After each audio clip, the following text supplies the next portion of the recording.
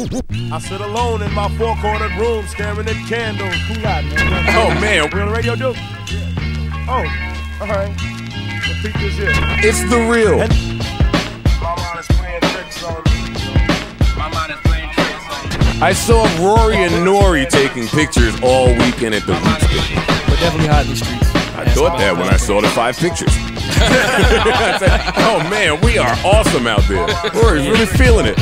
He must be feeling the love. Wait, did they have a podcast stage? They did have a podcast stage, yeah. Ain't that hot? Wait, no, Rory was on the stage at one point with It's the Real. I was, yeah. I said, why is Rory with It's the Real?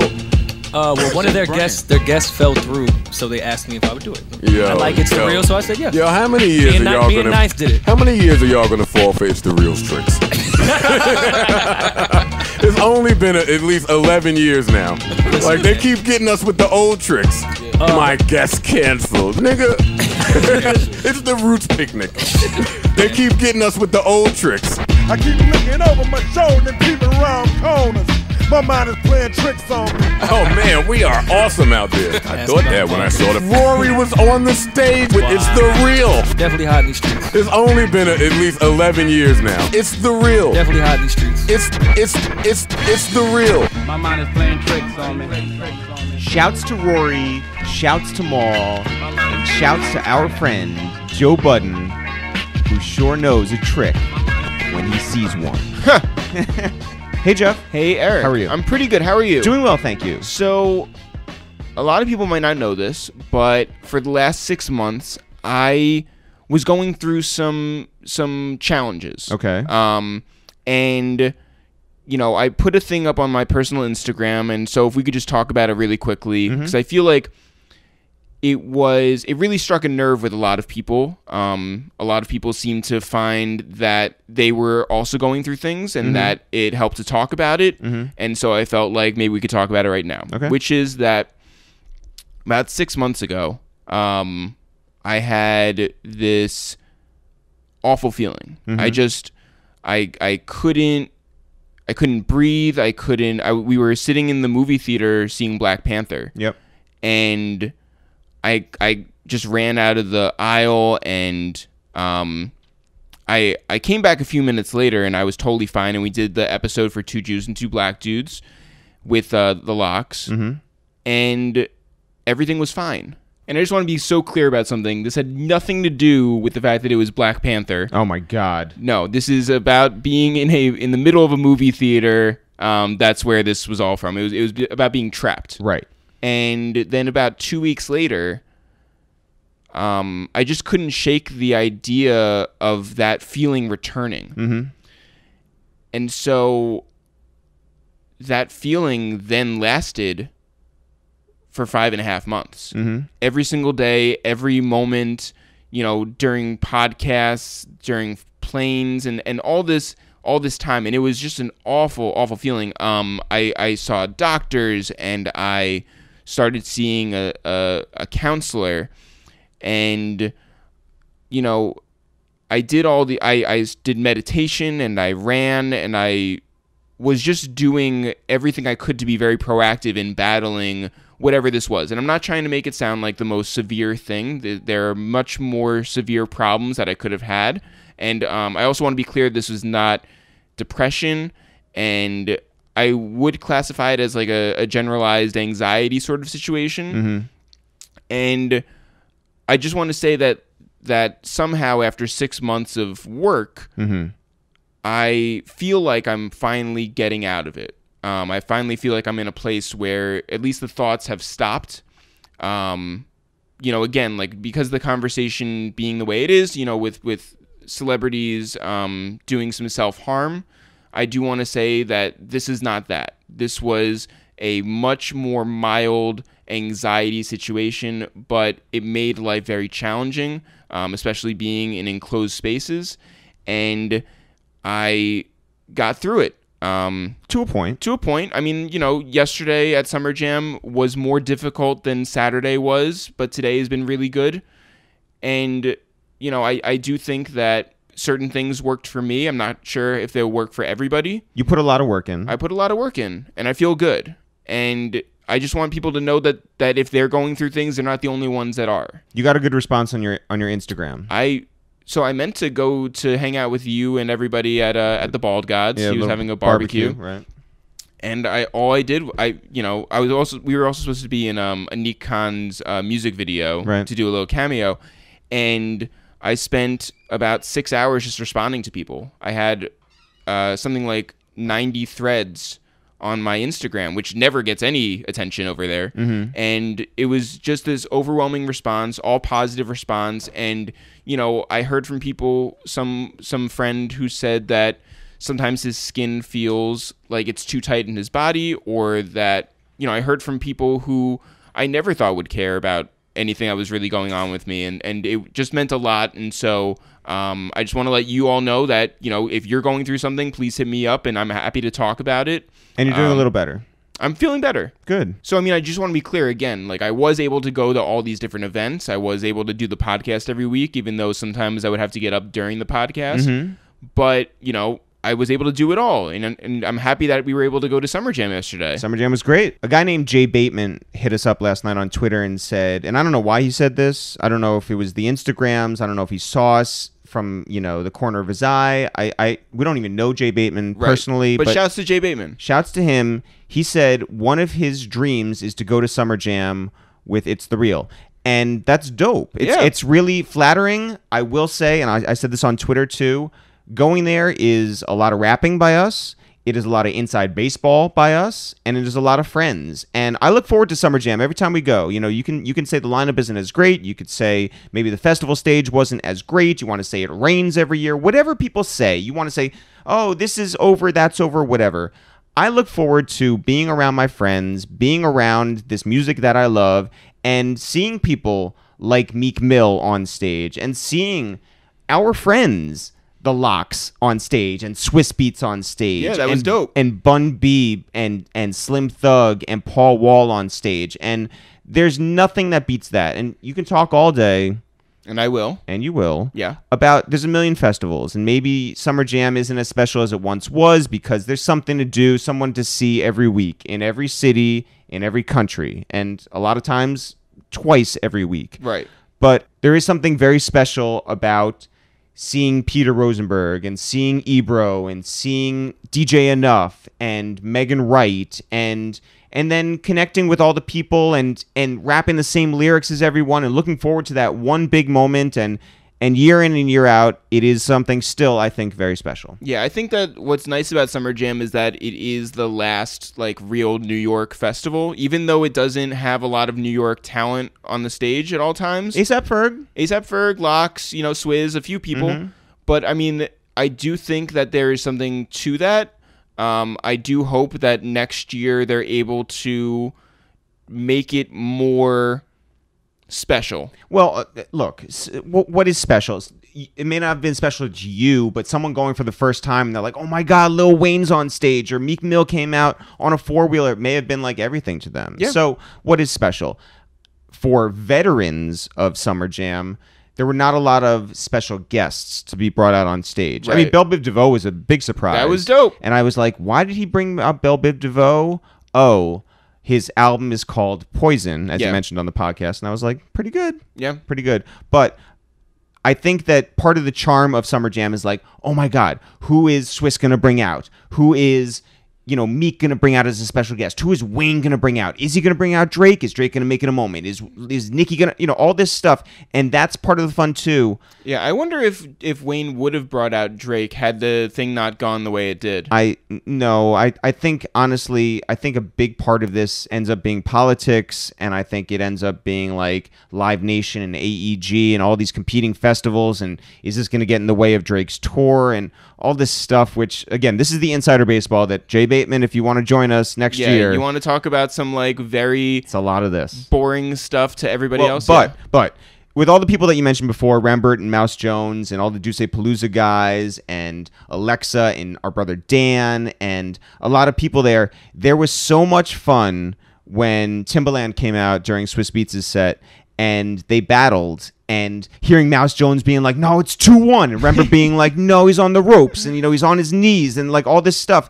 That was fun. That was really fun. great. Yeah, that was definitely like the most fun part of the festival. So shout out to everybody. And look, for anybody out there who's like, listen, these guys are going down, they're driving down to Summer Jam, they're parking near the stadium, they're getting into the VIP area, they're getting out when, during the reggae set, they're not doing it the right way. We did it the perfect way. Yeah, perfect. We were adults. We adulted at Summer Jam. And we stayed far longer than I think we were set out to, Yeah, it was great. It was a great time. Thanks to everybody who invited us there.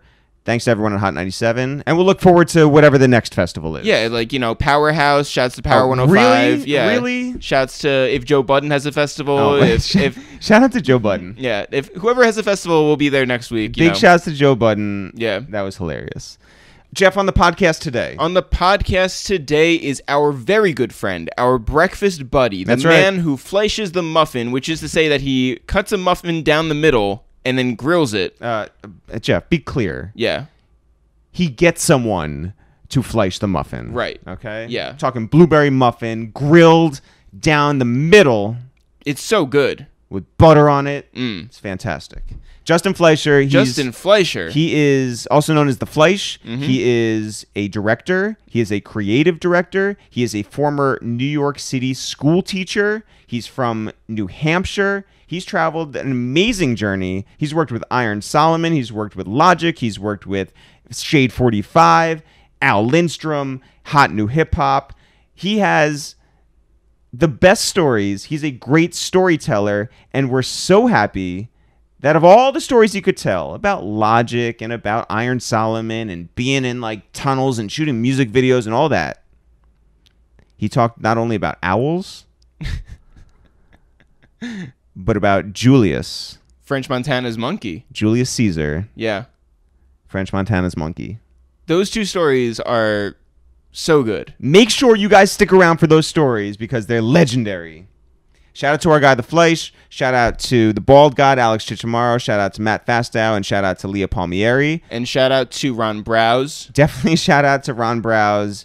Jeff, you want to recommend 3 podcasts? Yes. If you like this one, you will like Alex Ciccimarro's The Bald God. The Bald God, who, by the way, is the vice president of operations at the new record label, Same Plate Entertainment, over there at Sony. He used to be at Republic. He used to be at Atlantic. He's a digital marketing genius and has a really, really amazing story going from New York down to Orlando, to Atlanta, back to New York, and working with all of your favorites, and is a real genius. Yes. I would also say Mike Carson. Mike Carson, who is Big Sean's right hand, who was also there at the beginning of Ill Roots, working with Mike Wax. He was working on Watch the Throne, doing these documentary films and music videos, and turned that into this creative director position with Big Sean, and he kills it every stage that he is around. And I would also say Naomi Zeichner. Whoa, shout out to Naomi Zeichner, our good friend who works over at YouTube,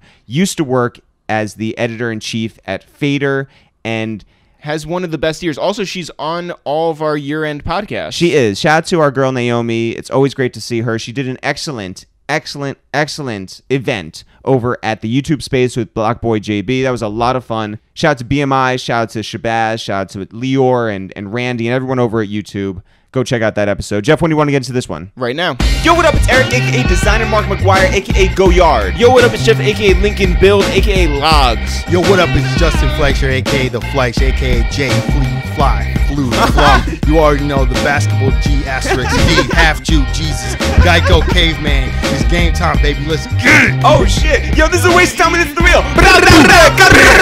Boom. Bang. Boom. The Fleisch. What's happening? Man, I'm happy to be here. Yo, welcome back to New York. I'm happy to be in New York on the Upper West Side with my main mans right here. Yo, how you living? I'm feeling so great. Good? So good, so great, so relaxed. Great. I'm in a good place. Good trip to New York? The best. How many years you spent here? I did a solid dozen years here, man. I was here from the early 2000s until just a few years ago. I did it's like a bid. Yeah, man. I don't know. I think back on this. My time here is like the best years of my life. Honestly, like I grew so much here, learned so much from it, got toughened up a little bit. Grew your hair a little longer. Yeah. Let the locks flow. Absolutely, man. Nah, New York is my favorite city on earth. What is the Hands most down. New York story you can think of? Here, I'll do my most New York story. Yeah. I saw a man stomp a rat to death on the subway. Oh my God, I was just that's terrifying. I was just talking to Eric about I was leaving Shade 45 after a shoot, and I was walking down the street towards Times Square to catch the train, and a gentleman was taking a bowel movement in between two cars, just staring me dead in the eyes. And when I tried to look away, he asked me to lock eyes with him yet again. Yeah, rather forcefully. In fact, he was adamant about us. Well, but for how long? No, he was like, look at me while I poop. Oh my God. That happened. That's what we call a New York minute. Yeah. Unfortunately, it was one of the longest minutes of my life. But yeah, it's just that's that classic New York shit. And there's no place like it. It's moments like that. You take them in stride. You keep it pushing. That guy kept it pushing. Yeah, Sure did. kept it pushing. Sure did. Absolutely, bro. Nah, man, what a place. And it's good being back as like a visitor at this point. Yeah. While I still feel like there's a home and everything in many ways. I got family here. I got some of my best friends in the world here. But like, I am a visitor at this point. I live somewhere else. I live in Cali, and like coming back, it's just like you get reminded of all like the good and the bad and the ugly, and like and just the energy, man. It's unparalleled. Jeff and I were going to Brooklyn. We had to record on a friend's podcast a couple weeks ago, and we were transferring at 72nd Street, and we saw a dude stick his foot in the subway door to try to get them to open it again, and you start hearing the conductor honk the horn, and two dudes inside the car came over and kicked this one dude's foot out of the train. But the best part about this was this guy who was like a 50-year-old like white dude. Right. He thought that like the revolution was with him. Like he was like, everybody's gonna be on my side. We have all tried to fight the train, and I'm gonna win. Yeah. And nobody was about it. And they're Absolutely just nobody. chipping away at his foot, like just kicking at it. Like, but if you think about it, no one inside the car is on his side, and no one on the subway platform is on his side. You're just slowing down the operation. The whole thing is the problem. Like you can't wait 3 minutes. Yeah, I still got like scars from holding the train with my forearm. Oh, those doors are forceful. Yeah, but like sometimes you just really need to get on that train, and then it's like you open the doors, you walk on, you see no one's on the car, and it smells like human feces again with people pooping. Look them in the eyes. That's a thing that happens though. That poop. It's open season for poop. Everybody poops. That's right. Fleisch, you are from New Hampshire. I am from the Live Free or Die 603 state. Where in New Hampshire? I'm from the southwest corner, small town named Keene, Keene. What is Keene known for? Pumpkins. Really? Yeah, the Pumpkin Fest. That was the big thing for many years. They used to build massive pyramids of pumpkins and light them all up and set the world record. And until one year, the local college students decided to turn it into a party thing, and there were riots and cop cars burnt on fire. And we made it to the Daily Show. Because it was right around the time of like Black Lives Matter, Ferguson, and actual real protests and uprising and stuff. And essentially, this was like trying to show how stupid college students, like, frat type dudes are. And Daily Show played our lives. And now we don't do the Pumpkin Festival. But that was the main thing in my town. So that should give you a good idea what it was like there. Growing up, were you a fan of pumpkins, or was it so many pumpkins that you fucking hated them? Yeah. Nah, it's pretty fun. Okay. To carve pumpkins and roast the seeds. Like, I wish I could go on a tirade right now about the stigma around pumpkins, but it was pretty. Pumpkin fan. Yeah. Do you also do like corn mazes and stuff? Like, hay rides? All kind of like fall, autumn activities were encouraged. I mean, we had leaf peepers come up there looking at the leaves. We had pumpkins. Oh, we call them leaf peepers. That's a thing. Yeah. It's like a the tourists. Yeah. All the tourists that come to Times Square and look up at the buildings. We just had leaf peepers come and clog up the the really works. wide open roads with their station wagons. I don't know what we're really talking about here, but no, it's a great place to grow up. When I go back there now, it's just like after 2 or 3 days, I get really, really antsy, and it's really quiet, and it's like it's quaint. Yeah. Well, ever since they shut down the pumpkin stuff, it's just like, what do you even have to do? Not much. Yeah. That was the thing. So what did you do growing up? It was you and how many siblings? Just me and my sister. That's it? Yeah, she's got 4 years on me, and she was always like really into the studies, and she set the tone. She set the tone for the family. She was a hard worker, and then I was the wild one, and grew up with like really progressive liberal parents. And well, what'd they do? My mom's an artist. That's her main thing. She worked in marketing as well, and then my dad, he was a professor and a therapist as well. Wow. Yeah. So you have an artist and a professor, therapist, and seemingly a great student as a sister. Yeah.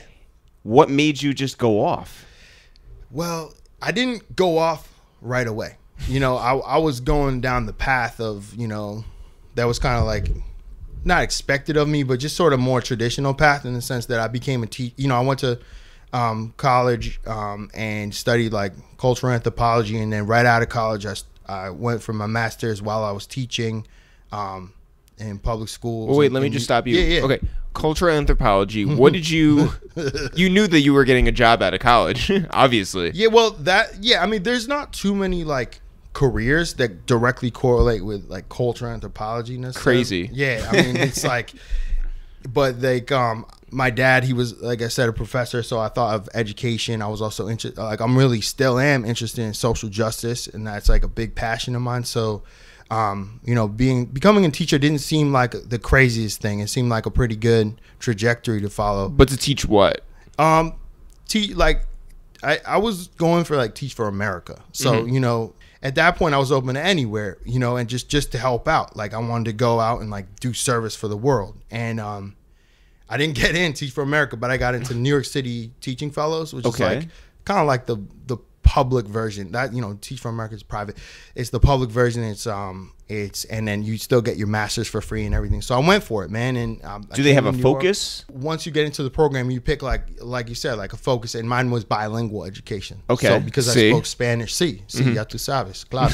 But like since I was really interested in all that, I had studied abroad already in Dominican Republic. I was like pretty in college, in high school even. Yeah, I went my junior year. Hold up, for a semester. Yeah, that's what changed my whole life. Wait, so 16 years old? Yeah, I was when I first went, I was 16, correct. And what are you offered? The opportunity to go anywhere, or specifically to like a sister city or something? Or? Yeah, no, there were certain programs. Were you a missionary? Oh, nah, bro. They don't want me telling nobody about no missions. Trust that. No, I was. There was certain countries that my high school had a relationship with, and programs already set up, and Dominican Republic was one of them. And it involved a homestay. There are already families that had been, hosting kids from my high school. And then we also, in my high school, it was a legit exchange, because we also hosted people from Dominican Republic in my high school. Blah blah blah. Wait, so how many other students went with you to the DR? It was a great group of like 11, I want to say. Whoa! And how many stayed in your household? Every kid from the program was in a different. Had their own house. Yeah. How was that? Immersive, huh? Changed my whole life. I'm telling you. Did they speak any English? No, and that was a blessing because it forced me to learn Spanish, and also en español, por favor. Okay, como te digo. Bueno, pues cuando fui, ya tú sabes, fui a una casa con una familia y me enseñaron a hablar español. Yeah. How was your immersion in terms of your culinary options? Wow, I don't know. I mean, we got no pumpkins down there. No, bro. The lack of pumpkins was shocking culturally. No, I mean, you guys got malecon right around the corner. We do. Yep. Now, malecon is great. It's a great New York Dominican restaurant, but like home cooked Dominican food is, in my opinion, one of the best cuisines in the world. I mean, nobody can make a plantain the way Dominicans can. There's like mango, obviously like pastelon, which is like plantain lasagna, changed my life. Rice beans, obviously, and then there was just so many little like specialties like mori soñando, which is like orange juice and milk, which sounds weird, but it just works. But it's like it's an orange dream. just bang the table again. You were excited. Freaking out. But yeah, it's like a creamsicle. You're a high schooler. You're going out of the country, and and it couldn't have been any more different, right? No, absolutely. And I was like, I told you where I was from. I told you I'm from this little ass town. I mean, my parents, like I said, are progressive. They exposed me to a lot coming up, like to make sure I was like hip to the Well-rounded, world. yeah. But at the same time, like I still was super blatantly to say it, like I was ignorant. Yeah, like, right. I didn't know anything. Like, and Well, no, you were naive. yeah, I think that's probably the better word. Right. Yeah. And like when I got down there, my eyes got opened up to so much. And I finally, like, for the first time, I felt like the other, you know, which is important. You know, I would get on a bus and everyone would just stare at me like, who the hell is this kid? Where is he from? Did you have free reign to do whatever you wanted down there? Yeah. I assume you had to go to some classes. That's and- kind of the vibe in Dominican Republic. Is just like, it's very much like libertad, you know, just tranquilidad. Like, it's just like,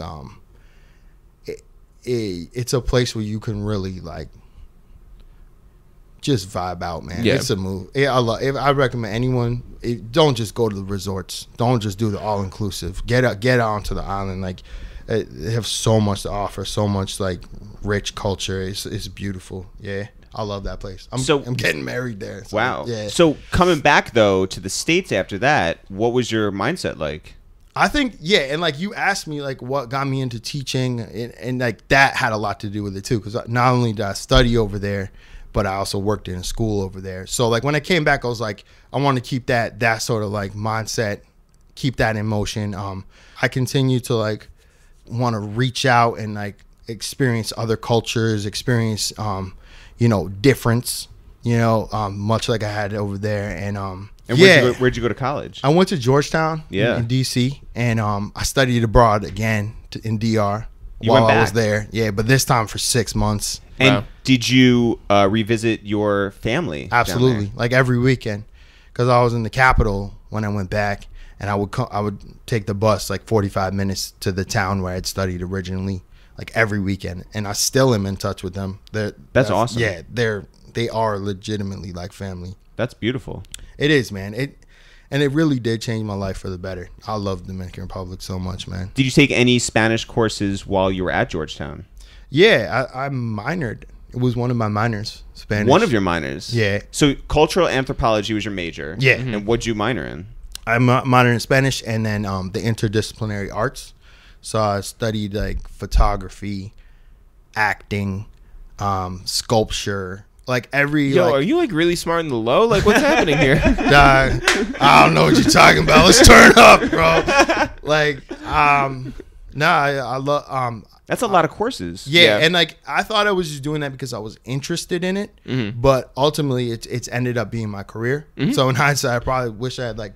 Well, yeah, we went to a friend's magazine launch, and I was introduced to this girl, and I was talking about my college experience. I looked at it as an apprenticeship.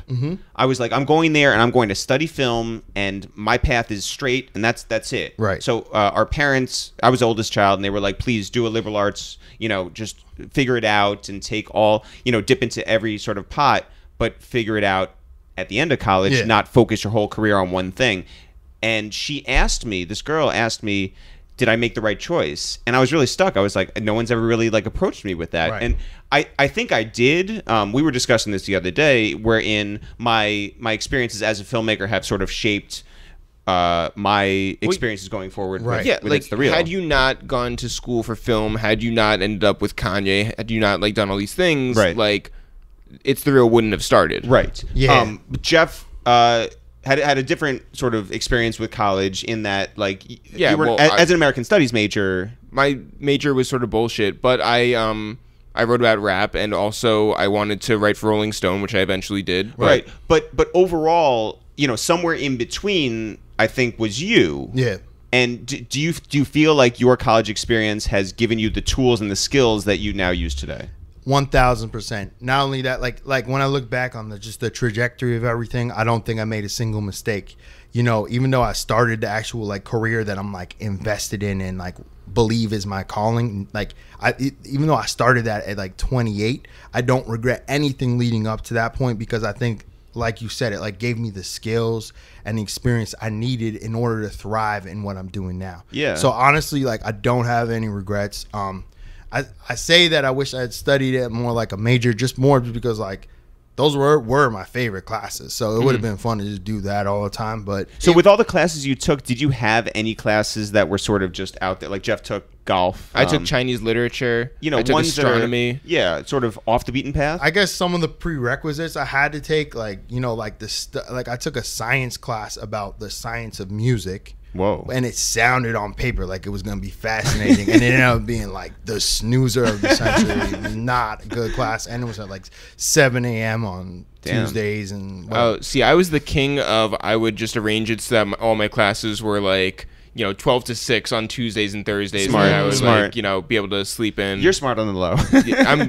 Honestly, guys. line up that schedule. Yeah. Yeah. No, that's the. You're not the guy who puts his foot in the doors of the subway car. You're No. the guys who kick the other Kick guys it out. out. I'm the guy who drives the train. Wow. Yo. Yeah. Yo, you got heaters on deck, man. I didn't realize how philosophical Jeff was till very recently, but my man's got heaters. The car right over here. Yeah, man. Like, what'd you say about dancers? I said, are we human? Are we dancers? That's not even a good line, though. That's from The Killers. Wow. I'm into it, though. It's a question I need to, like, really sit on for a while. What music were you listening to when you were growing up, though? Let's not get it twisted. I might come from, like, a really rural, like, sleepy place, but I've been on hip-hop since Heavy D, Fresh Prince. Yeah. And then, I was talking about this the other day, when Fuji's The Score Big. in 96 or 96. Yeah, 96, yeah. when that came out, it was over. Yeah. Like, I was like, because I was listening to Heavy D, Fresh Prince, and like CNC Music Factory, MC Sure. Hammer, Vanilla Ice, all that stuff. Like that wave hit me a little bit, but I was still like just like buying tapes every once in a while. Like, what are we talking about? Like 9 years old, blah blah blah. But when 96 hit, and I was at that time, like coming of age, that shit spoke to me, bro. Wyclef the Carnival, and then when I got to high school and my friends put me on to like Tribe, Blew your mind. yo, De La Soul, Mos Def, Talib Kweli, in the Raucous era, like Sound Bombing 2, that's when just everything changed, and that was like clearly like what I was about. I mean, we touched on, I also had other little phases, Like ska, and punk, or You were a Mighty Mighty Boss Tones guy. Wow. alternative, even, unfortunately. No, like some of that listen, stuff, but like, of course. it's nostalgic when I hear it now, but really hip hop has always been my first love and like my true love. Did your parents get hip hop? Did they get it? Nah, like they're getting it. It's taking like years and years for them to like warm up to it, but they've never been like opposed to it or like in any way like they've never pushed back with what I've listened to. My parents, like I said, they come from like the free love era, and like they're open, they encourage open-mindedness, and that's been a blessing. I've never had to worry about parental advisory. I still listen to like the Adam Sandler comedy CDs, and like who was also from New Hampshire. I was going to say. Yep. And he was also, he also has Jewish roots. Yeah. So that was the idol. Seth Meyers might as well be Jewish. Is But- Sarah Silverman from New Hampshire? She sure Yeah, is. yeah. And Statik Selektah. And Brendan Frederick, B-Fred from Genius. Yep. Oh, wow. Is from okay. up there. Adam 22 is from up there. Right, that's what Mensch Main was mentioning. Okay, And- cool. Yeah, it's few and far between, but the people that come from there, we come out strong, man, because, it's like not much going on, so you really got to work hard to get out from out there and like and make your name and do something important. Question, Yeah. what are your thoughts on Vermont? Yo, for the longest time, I had like legit, like real beef with Vermont. We were live free or die, and they were like, "I'm from Vermont, I do what I want." So that was like a battling slogan. But then recently, I've come to really mess with Vermont because Ben and Jerry's. it's chill. It's just chill over there, and it's like really beautiful, like the landscape, and they're even in many ways more open minded out there. Wow, I found a lot of concessions right now. I'll be honest with you, I really do mess with Vermont. You guys been to Vermont? Spent a lot of time in Vermont. Yeah. Okay. Our grandparents had a house up there. Wow, I love Vermont. Like Burlington, you know. Sure. But like I'm closest to Brattleboro. It's 10 minutes. We're over. Manchester boys. Yeah. Manchester, Vermont. Wow. Yeah. Cool. Outlet stores, you know. All right. All right. So when you were getting ready to graduate from college, you were on pace to get into teaching? Yeah. That was your sole, like, sort of vision? Yeah. So like I said, cultural anthropology doesn't have like a lot of career trajectories, and Or so you think. Nah, yeah. Like being an anthropologist, like being like Indiana Jones is not like, I guess was he an archaeologist? He was an archaeologist. By the way, my college roommate, who was an idiot, he said that he wanted to be whatever Indiana Jones was. That's what he said. Yeah. That was the quote. He said, I want to be whatever Indiana Jones was, which is an archaeologist. He ended up doing capoeira in Brazil. As a career? Well, he sort of dropped off the map, and people were like, what happened to that kid? Turns out he was doing dance fighting in Brazil. Anyway. We're dancers. Yep. Oh, wow. Here's the answer. Yeah, we're not humans. No, man. Like, so anthropology was like, it was interesting, and like, it's all about like, in a way, like it ties into what I'm doing now. Cause like, for example, like ethnography, right? I took a class called the study of people. Yeah, but and like also the way to document studying people. Right. So that's sort of like what I've brought into what I do now. But going back to your question, like when I was first leaving college, I just knew that a lot of kids from my school were going for teaching, and my dad was a teacher, and I loved working with kids. I had done like all these programs. Like that was my job in college, was like tutoring, running a tutoring program. Wow. It's called DC Schools, and so I was heavy in the community. I was like, and I was into it, and I knew it could be like a good natural progression, and I went for it. I got into teaching fellows, not Teach for America, teaching fellows. Moved to New York, and I got thrown into the middle of the ocean. Where'd you live when you first moved to New York? 235th and Broadway, Ooh, all holy. the way up there. That takes in you the like an Bronx. hour to get down to anywhere. Yeah, well, I was working. One line? working on 218th and Broadway, so it's kind of like convenient to there. Yeah. That's why I ended up there. But I was like, I had to cross over from the Bronx into Manhattan every day, into Dykeman Inwood. area. Yeah. Called Yeah. Dykeman, you know, and I was just, when I say I was thrown in the ocean, I was in charge of a 4th and 5th grade bridge bilingual class with 32 kids, 8 of which were girls and the rest were boys, and they were a rambunctious group to say the least. And I was just like not prepared for that. And You're Mr. Fleischer. I was Mr. F. I was Mr. Fleischer, and I was playing the part, man. I was doing my best, you know, but it was like, How do you discipline That's that tough. many rambunctious 4th and 5th graders? Eric, when I tell you that I have no clue how you do that, that was my biggest issue. I probably spent 7% of the time actually teaching. Damn. You know, I mean, it was really, really hard. But I learned from it. You know, I grew from that whole experience. And I genuinely love spending time with the kids, and like, that was my favorite part, was just like getting to know them and like their personalities and their character and seeing them like develop. But then I didn't love the actual job of it, you know, showing up and like preparing them for the test, because that's all it's about now in public school. You know, it's like teaching them how to answer multiple choice questions.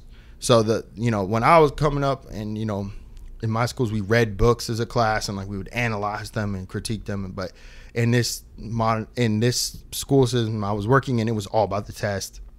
Well, you're also coming from a very unstructured place, and then to have to like sort of impose the structure is like a very weird, like. Yeah, and I was it's gotta be, 21. like, yeah, and it's gotta be like a total like mind fuck. Yeah, and I'm just like a young kid myself. So Yeah. so like becoming all of a sudden this authoritarian, like, you know, structural guy, like it was a shock for them, for me, for everybody involved. And then I did like 1 year there, and I was like, I can't keep going with this. So I went down to middle school, which, oh yeah, that sounds like it's gonna be so much better now. Like middle school kids are even wilder. Hormones. Yeah. So I did like about 4 years at a middle school down here, actually, Upper West Side. Shout UWS? out, yeah, shout out MS44. no longer in existence. So but, what yeah. at that point during those 3 or 4 years at MS44, what mattered more to you at the end of the day? The kids that you had a breakthrough with, or the kids that wouldn't take anything from you? What mattered to me? Man, that's a great question, man. It's only great questions on this podcast. Yeah, man. No, but the thing is, like, it's hard to tell. Like, you don't get the instant gratification of knowing if what you're saying is sinking in. So sometimes I've had kids come to me years later and be like, what you told me on that day in that moment, even though I like ran out of the room or like punched somebody right after you said it, in that moment, it still like hit me. Like so I have emails from kids who've hit me nowadays and are like, thank you for that and stuff. So that, that matters to me. But also it's like, the kids that it didn't really, and you can tell it just didn't hit them at all, that just crushes you because unfortunately, I had like a student, get into stuff and, go away, or like I had one kid get like, shot and killed, and it really affects you because you feel that responsibility. You feel like you could have done something. Yeah, they all mattered to me, man. Every single kid I was responsible for mattered to me. You just become so close with them despite all the BS you have to deal with. Can we curse on it? Yeah, for sure. The I've been fuckery, cursing, man. Like, yeah. It was just a lot of fuckery, man. It was like a very high stress job, and then combine that with being in New York, coming from New Hampshire and then being in New York, and then trying to, survive here. It was a wild time in my life, but I really do feel like I came out of it really a lot. Well, what's stronger. your getaway in those moments? Besides the Upper West Side Definitely bars. the music too, man. The music, like then we talked about how much I love hip hop, and like going on the train after work and like putting Kicking on some dude's foot out of the door. yeah, first getting the dude's foot out of the door, like, Stomping on a rat. That's right. yeah, and then watching someone poop right in front of my face. No, but then just like sitting on the train listening to an album and just shutting off in the zone. Yeah. Zone.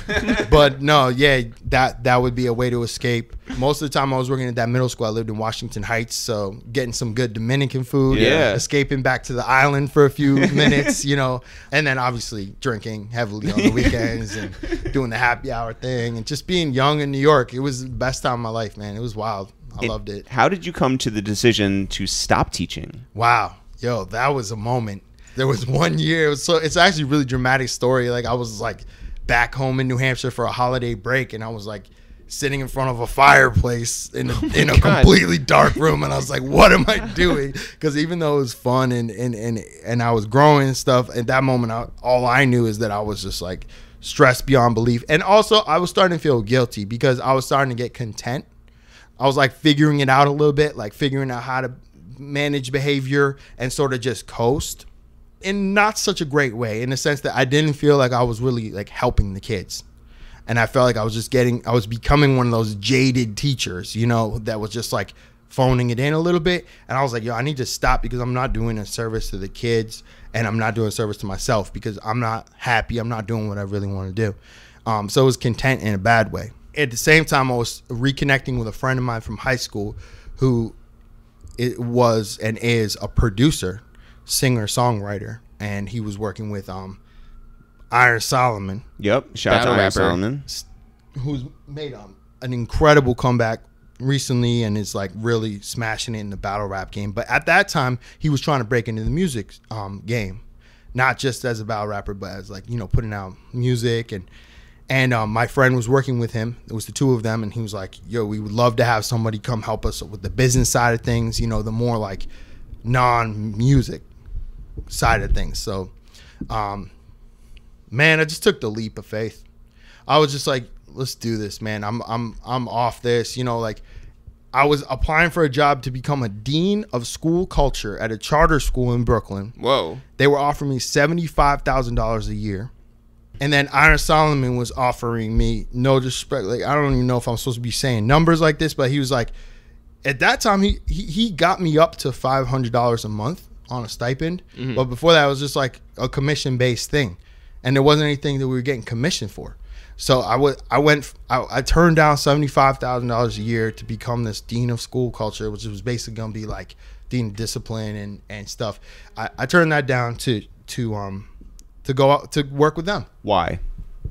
Because it was exciting, man. I loved music, and I was liking the music they were making, and the production my friend was creating. I believed in him, and I was watching a lot of Entourage, and I was really fascinated by Ari Gold. Mm-hmm.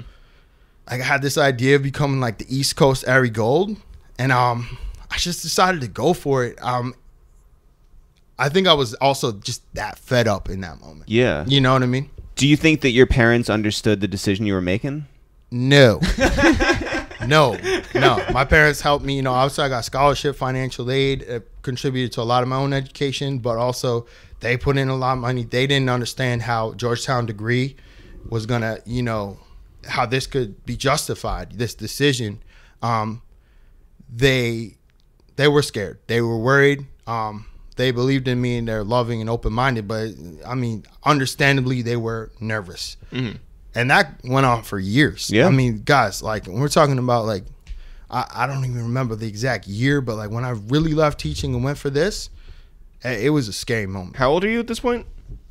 So I was I had done five years in teaching. I was like 25, 26. Yeah. 26, yeah. And you're going from every day, you have a set schedule, you wake up, you get dressed up, you go and you start your school day and you end your school day, and it's a routine. Yeah. And throw that all out the window. All out the window. To go to Fight Club. To go like the way that I got broken into it was like my first month on the job, I went to Miami for the Iron Solomon versus E Ness battle. Big. Wow. Yeah, That's a what big was one. the shirt? No bitch ass Ness. Yeah. That's where that shirt was. Oh, I guess the shirt had already been out, but like that's when like I started wearing that shirt. That was a so great like moment. I went from like wearing like polos and khakis and teaching kids to wearing no bitch ass Ness shirts and like selling like Iron Solomon vinyls outside of this battle, like and then being, you could see me in the background of that the video. Battle. And the Mook one, unfortunately. Yeah. Yeah, but the point is that was my first month. So I'm in Miami, like where all this wild stuff happened. Like we went straight from like the battle that night to like to Tootsie's, the strip club, which is like a renovated Costco. They got turned into a strip club, straight to the plane, like breakfast burrito might have ended up thrown up on the plane. I don't know, man. Like it was 0 to 100 in a major crazy way. Yeah, what was the energy like in that room though?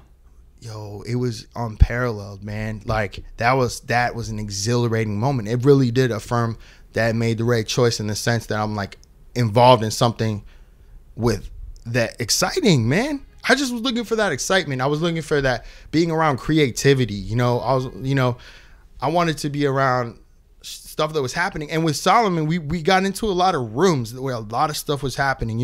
We were at SOBs like every weekend, just checking out shows of people that he messed with, or like going to battles, going to like Montreal for like a show, Philly, radio station appearances.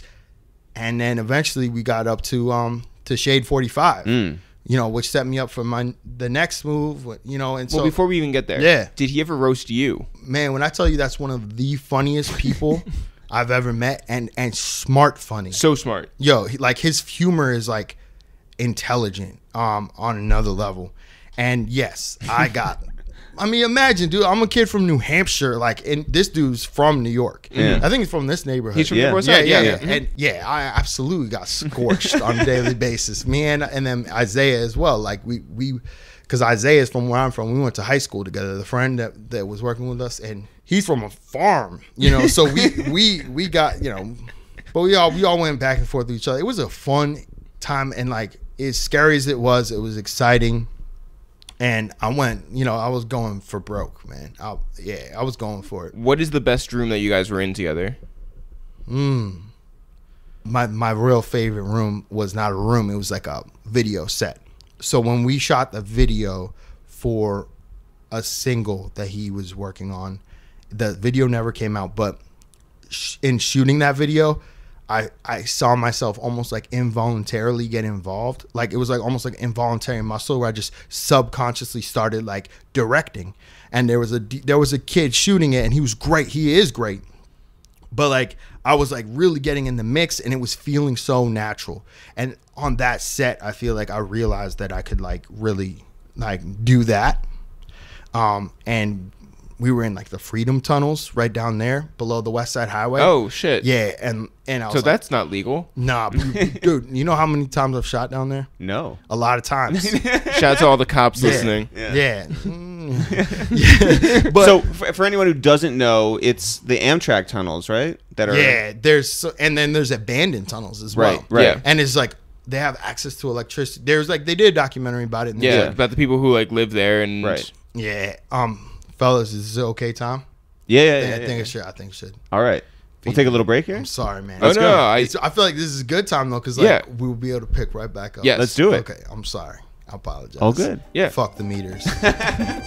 So while Fleisch goes to put more money in the meter downstairs, this is the perfect opportunity, Jeff, to talk about our new t-shirts at ItsTheReal.com/shop. Yes, these are our AKA shirts, Woo! which have not all of our AKAs, but most of them. All or your even favorites. some of them. There are 100 of them. There's so many AKAs. And so we've been sending these out day by day. Yes. A lot of people are buying them. Yeah, from West Virginia, from Texas, from Chicago, from New York, New Jersey, Montreal, Somebody from Quebec. Quebec. Yes. Shout out to Canada.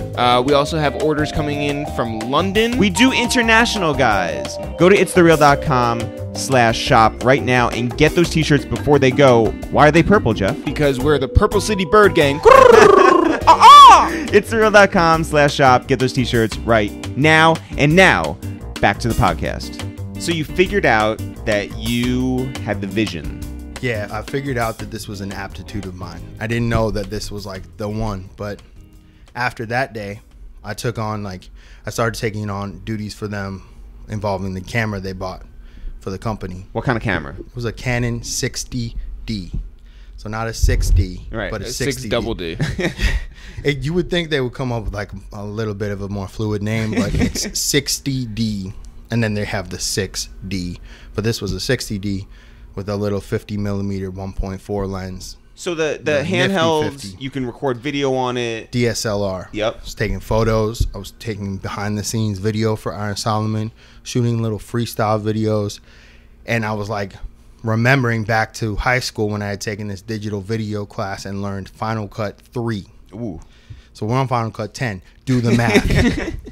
But it was like riding a bike for me. I remember how to edit. I put together behind the scenes for him. It took me like 20 minutes. They were like, damn. I was like, yeah, this is the same. The program hasn't changed that Because much. you're the business guy, though. Yeah. I was like the logistics guy, the business guy. But also I was in charge of PR. Like I would send out the press releases. Wearing a lot of hats. Man, when you have like an operation like when we were working above a subway out of an apartment, you know, I was crashing on the couch every night and then sometimes going back up to Washington Heights where I lived all the way from down there in Brooklyn. Yep. And I don't know, man. It was really definition of grassroots and exciting. It was a startup. Absolutely. And like we were actually making some progress, you know. I mean, he got to talk to you guys. Yes, this is Yeah. true. Yeah, at that time, you know, and also he was getting picked up by all the blogs. Blogs were really big back then. Yeah, You know, so Nah Right and you were- Rap Radar, and we were getting posts, and World Star was fucking with him because it was like the battle rap guy. And, you know, he had already gotten 20 million views on YouTube at that time, you know, just from his battles. So he had that momentum, and we were just trying to, you know, introduce him as an actual credible artist. Right. It's a big stigma against a battle rapper at For the sure. time. So it was a challenge, but we were up for it, and the three of us were working hard to get him to break through. You ended up at Sirius Yeah. with him. Yeah, so well sort of like I went up there to film him on I think it was actually it was Rude Jude, and so Rude Jude was in Cali or somewhere else, but Lord Sear. Yeah. Mhm. So he went on Lord Sear's show, and I filmed him freestyling. And then he developed, I think Al Lindstrom was booking for somebody up there. Maybe when he went up on Statik. Point being, we got in good with like Al Lindstrom. I think Al Lindstrom might have been in talks to like work a record for him. But by connecting with Al, that helped me out later on when Solomon decided to stop working on the music, stop battling for a while. And I was like, okay, so what am I going to do? I go back to all the connections we had made. I go back to the director that we had mentioned earlier. I went back to Al Lindstrom. I went to Jack Thriller. You know, What? yeah. I worked with Jack Thriller for a while on a XXL thing. I worked with XXL with Sam Tubia Edwards, who was running XXL's video department. I guess relationships have always been like a strength of mine as well, as like forming relationships, and not just bullshit like industry ones. Like I'm really like honestly try to like connect with people, and like people who we're all working towards the same thing, like creatively. Like I like to have genuine relationships, and that's really helped me a lot. So one thing I always tell people who ask me like how to get to where I'm at is just you need to be a good person and genuinely connect. Don't just do the networking thing. Like you gotta like make real connections. Stay in touch. Exactly. And don't just like ask people for things, you know, like offer something. Totally. You know? Totally. You were doing the definition of freelancing. Oh yeah. At that time when Solomon first left music, I started freelancing like hard. Like I'm talking about, I worked with Al doing all his interviews for his website. I was doing Statik Selektah's freestyle videos every Thursday night. Sometimes I would do Tony Touch's freestyle videos. I was doing freelance music videos for a couple people. And then What's the most like out of this range sort of job that you accepted? Like what's like the craziest thing that you were just like, well, I need money and this is how I'm going to get it? So Solomon had a company. He was also working with a company called Groundworks, and we set up like events. So we were like building and breaking down like marathons or like conferences for like the New York Times like conference in the Hilton by where the halal cart is. You know what I'm talking about? Yeah. And On like 6th Avenue. yeah, and like so we would do like 23-hour shifts with like when we would like take naps on benches in between. Just I was in the event production industry on the side as well. So Like I was physically building. Oh my God, physically, yes. Like unloading trucks, like putting down 7,000 chairs, putting up police barriers in the rain, in the sleet, and for inhumane periods of time, like 23 hours of shifts. And it was like all these dudes from the EO Dub, which is this like the Pyramid Club down in the East Village. They have this like Sunday night like rap battle or rap. Oh yeah. Yeah. So anyway, it's like talent showcase every Sunday night, and like it was like all the goons that we all like mobbed out with like from there. We were just all working event production. It was insane. No, that's dude. so funny though. Yeah. So Greg Mayo, who produces all of our music, The God, Greg G. Mayo, May. he had a band years ago, and just same idea, right? You have to have some other side hustle, And they were movers. Yeah, absolutely. Like, they man. all had a truck. You have to have a side hustle. Yeah. You have to have like. But I like the idea of like all of them doing it together. Like all you guys, Yep. like one night you're all gonna go to a battle. Yep. And then the next day you're gonna go set something up. Absolutely. Nah. It was, and that builds your character too, man. Just having to like really work, you know, and like, and it made like the wins that we had creatively that much more sweet because we knew we were like putting in sweat equity to get there. Sweckity. Swequity. Wordplay, bro.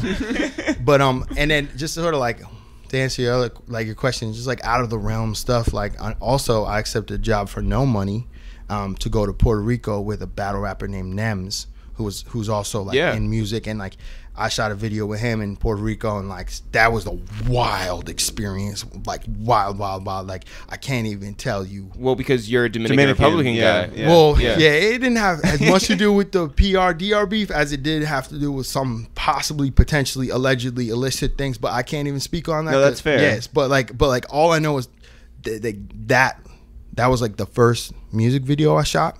Fleisch, be honest with me. Who created Mofongo? No, I'll give that to PR. No, But don't talk to me about Mongo. Don't like I'll give Mofongo to DR to PR, but DR got the Mongo con los tres golpes. The fried eggs, fried cheese, fried salami with the mashed plantains. That's DR. Yo, you got the juice, Mori soñando. My man. Yo. So that's the first music video you directed. Yeah. And you took that job for free. Yeah. Good for you. Yeah, because he laced me for the travel, and I learned so much just shooting and editing and helping to release that whole thing. Like, but yeah, it was a freelance hustle. And then through Shade 45, shooting with Statik, I met Johnny Shipes. Cinematic. and I started working with Creative Control, who was at the time working with Shipes. Yo. So, you know, the Creative Control guys have both been up here, Coodie and Chike. The mentors, the gods, like two of the most talented people I've ever worked with. I learned so much from those dudes. I started off through working with Shipes, working with them, doing editing just as an intern, and then we started working with Joey Badass and Smoke Dizza, who, by the way, I'm pretty sure you guys cooked like some saffron risotto or something before, and I was kind of like expecting that coming up here. But I remember that episode. You could like hear him chewing, and it sounded delicious. Can I just take a second now to shout out Bald God and Alex Ciccimarro and Matt Fastow, because they are like, along with you, I believe, are the most ardent supporters of the fact that we would cook for guests in the early episodes. My man, I can't support it fully until it happens. So like, what's in the oven? And by the way, we made a sausage, acorn squash, and cherries, and red onion, sage. See, I remember that episode. Was that the Dizzle one? That was the Dizzle one. That was the one where the sound is so bad that you can't really listen to it. The one? I've had, there's a few. That was one early one. Did Mayo have something to do with that? No, that was Mayo did. That's why. Yeah, it could have been listened to. It would have been great. Yeah. Yo, my man Mayo got the skills, man. He does. I can't wait to see you guys live again and see Mayo out there. Right on. Shout out to Greg Mayo. When's the next show? Larry over at SOBs did ask us to come back, so yeah, you guys got to come out to the West Coast. We do. I really want to see you guys out there. We want to see you too. And Cousin Lou. Shout out to Cousin Shout Lou. out to Cousin Lou. Cousin Lou with the KK. So when you're working with Creative Control, you're learning at their elbow, right? What are you getting from them? Man, I mean, I dove right into the deep end again because they had me like helping them edit like these DVD extras for their ESPN 30 for 30. And then we started shooting like pro era shows at like SOBs. And then Creative Control, we were working with Big Crit, you know, and then we started working with Echo. We were trying to bring Echo back along with Shipes and Cinematic and Creative Control. We all worked together to try to like revive Echoes, the clothing brand. Yeah, Mark Echoes, you know, and like so we were doing all their content. I got exposed to all the Smokers Club. Yep. Started shooting smoking and joking episodes. So I was getting experience in everything. Well, which do you prefer, smoking or joking? The two go hand in hand. It's really a dance between the smoke and the joke. We're dancers. We are dancers. Yeah.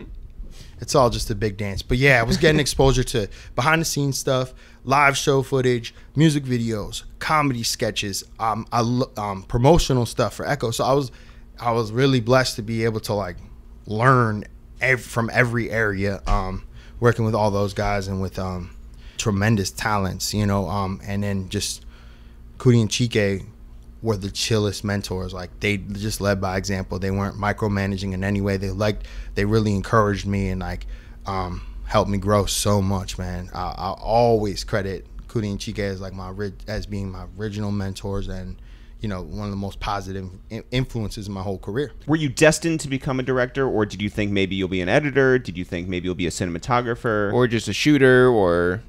You know what's wild, bro? Like, I consider myself a director, but I'm still not sure what my ultimate role is going to be. I've been doing everything for so long that, like, I feel, like, proficient in most things to the point where I'm just, like, open to where I'm needed most. Like, with my current role, I just got called the utility guy the other day because I get in where I fit in. Yeah, you're like a shortstop. Yeah. Oh no, he's a lot of things. I was more of a hot corner guy. If we're gonna talk about the leather and the dirt. Is that a thing? It's not People like are always trying to talk about leather and dirt. Yeah. No, I'm talking. Yeah, America's pastime, man. But So when you. I love you guys. Feels like we've been smoking and joking. Yeah, definitely. Yeah. So wait, okay. How do we get from working with Creative Control to HotNewHipHop? Man, what a wild trajectory. Throughout the whole thing, ever since Iron Solomon all the way till now, there's been a constant. And his name is the Bald God. Yes. I stress the Bald God. Because this man has been, you want to talk about, that's not even like a mentor. That's like my brother. in this shit, Yes. man.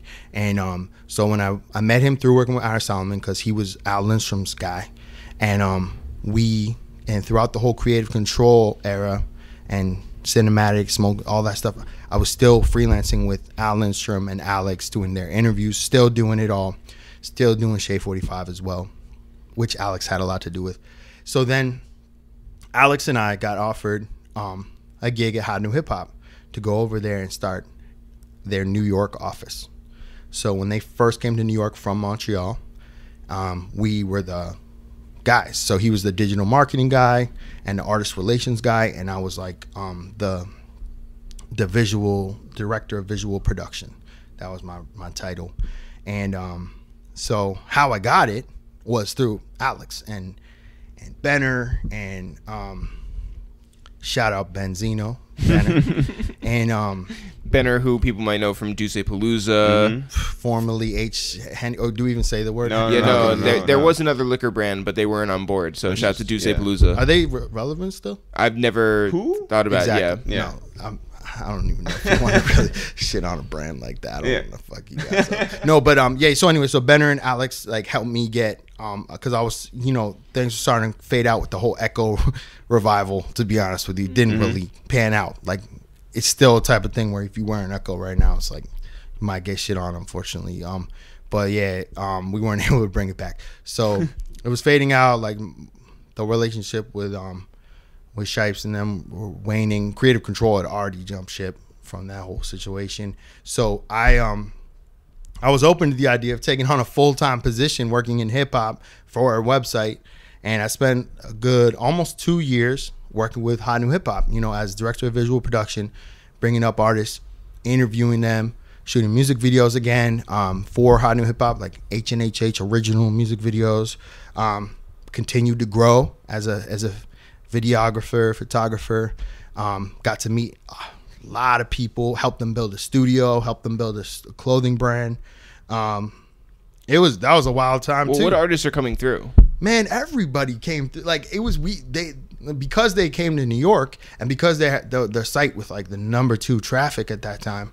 They were, I'm talking about impressions on impressions. PR people were dying to come fiending through. Yeah. So I mean, what's like a good story of somebody who came through and you were just like, whoa? Yo, T.I. came up. The Game, Rich the Kid came up a million times. And I shot like videos with him. I don't even know why I'm blanking right now, but the HotNewHipHop era was a wild one. How about this? Ether Boy. Woo. Did Ron Browse come up? You better believe he came up. Not only did he come up, but as we touched on in the Bald God episode of It's a Waste of Time with It's the Real, he came up with the whistle guy. NBA official whistle in tow. It was a moment. Right. Yeah, so let's do some cross-branding between. Go check out the Bald God episode. Yes, please. Yeah, I think we're going to drop in the audio. Let's do here, it right? now, Yeah. Wow. To start the job at HotNewHipHop, you got to go to Montreal because you got to meet the Montreal team for some reason. So to figure out who you're working with. But he made us drive to Montreal. He didn't fly us out. He was just like, "Yo, rent a car, drive up, 6-hour drive." This is you and the Fleisch? Me and the Fleisch. What are you listening to in the car? A lot of shit. At that point, we were just listening to whatever was, and like we were having fun. Like, it was a great drive. I would not let Justin drive because he drives so fucking slow. It's ridiculous, and I still won't let him drive. Like, it's so annoying how slow he drives. But on the way, I'm like, how do we make a splash? I'm like, we got to bring New York back. And I remember, and my thing about Atlanta was no matter what the street culture was, like no matter what the culture of the music was, dancing was always a part of it. So like Future would make Beef It Up music. Like, you go to the club and like any Future record would hit, Tony Montana would hit, everybody would beef it up. And I was like, yo, you know what? That's what we need to do in New York. We need to bring back dance culture, have fun again. Everybody's too many of these bars. Like, we just need records. How do we do this? And I'm in Montreal and I'm like, we're going to bring back Ron Browse. I knew, because he has so many hits. He got 5 hits. I've counted them. Yeah. And like, I'm messaging everybody. And then Juliet, who works with Just Blaze, put me in touch with him. And the week we get back, I'm like, yo, we got to set up an artist meeting. So Ron Browse comes up. He's got his hype man with him. And Ron Browse starts playing all these records. He had like 12 records in the stash. Brand new. Yeah. And he was like, he basically just explained that, like, you know, this was his comeback and like it was time to bring back this type of music. And I'm hyped up because I'm like, yeah, Ron Browse, that's what I'm talking about. You guys are on the same page. Exactly. Yeah. And fucking, so he starts playing these records, and like the hype man is just dancing in the corner. Mind you, like we're in construction. Like there's like the plastic down to make walls. The tables are all fold out tables. It's me, it's Sorrow, it's like Rose, who runs HotNewHipHop now, and Justin, and we're all sitting there. He's playing records on like this fucking boombox that we bought from Best Buy just to have this moment. And like he's playing records and like just like, yeah, that's my jam. And then he goes, his hype man goes, you see, every record what we do is we make a dance with it. So this is what we're doing. And then he's like, wipe your face. And like it's like this 10-step dance. So he's doing this whole dance. And I'm like, all right, this is interesting. You're like, I see it. And Justin's having, and so I'm talking to Ron Browse, and Justin's having this side conversation. And I guess like at one point the guy goes to Justin, he's like, yo, you know what sets me apart from every other hype man in the world? And he's like, what? He's like, all these hype men have whistles. But I got an official NBA referee whistle. But I forgot it in the car. So I'm just going to do the parts. And then he just starts going, hoo-hoo, all throughout the songs. And we're just sitting there like, all right, this is the greatest thing I've ever dealt with in my life. And it was like the greatest moment I've ever had in music industry history. I've invited Ron Browse to my birthday every year since. How many has he responded to? 0. Yeah. And just flat ignores me. And it's really sad because like I'm not trying to make a joke of it. Ron Browse to me would be my best friend. I love it. Yeah, man. No, so many people, so many personalities, so many different types of artists. You know, Kehlani, Tinashe, Groups Prime, Bumby, of course. Wait, did Bumby? Yeah, we interviewed Bumby. Yeah, yeah, man. So many people, and I ended up like not only shooting them, but also I was the one doing the interviews a lot of the time. So I developed my like interview skill set. Yes. Oh, actually, you interviewed the woman who went at ISIS. I did interview the Brooklyn lady. Yeah. That was with my main man, Toon. So Toon and I were doing Word on the Street. It was a weekly segment where we'd hit Union Square hard and just like interview everybody and anybody about the hot topics facing hip-hop in America today. And one day we were out there talking about like Jay-Z's Tidal service that he was launching at the time. And this woman came up and just grabbed the mic and started to go off, and history was made on that day, in that moment. Toon was conducting the interview, and he just took her to a place, or actually I think she was already like on that track. Yeah, she was focused. Yeah. She just went off. Like, can we cut to the audio here? Women is about to run the world. Just know that Hillary is about to become president, and we running the world. All y'all Republican ass niggas, if y'all want money, just say y'all fucking want money. This world is about money. Money revolving around money. Y'all niggas is killing us, and you fucking Iraq niggas, y'all ISIS niggas, fuck y'all ISIS niggas. We from New York. Fuck ISIS. What is the ISIS? I don't even know what the ISIS is. The ISIS is the niggas that's kidnapping our people and killing them. ISIS is the niggas. Fuck you, no. The ISIS is the niggas. Us black people, we live. Fuck ISIS. Fuck that. Cause I'm a fucking citizen. I work. I'm a fucking loyal citizen. ISIS, if you come to New York City and you try to blow anything up, Barack Obama is coming for you. I'm from Brooklyn. I rep Brooklyn all day. They killed Biggie. What do? You just let the video run? Listen, you know what's so funny you asked me that, because throughout my career, I pretty much just let the video run and let the action happen.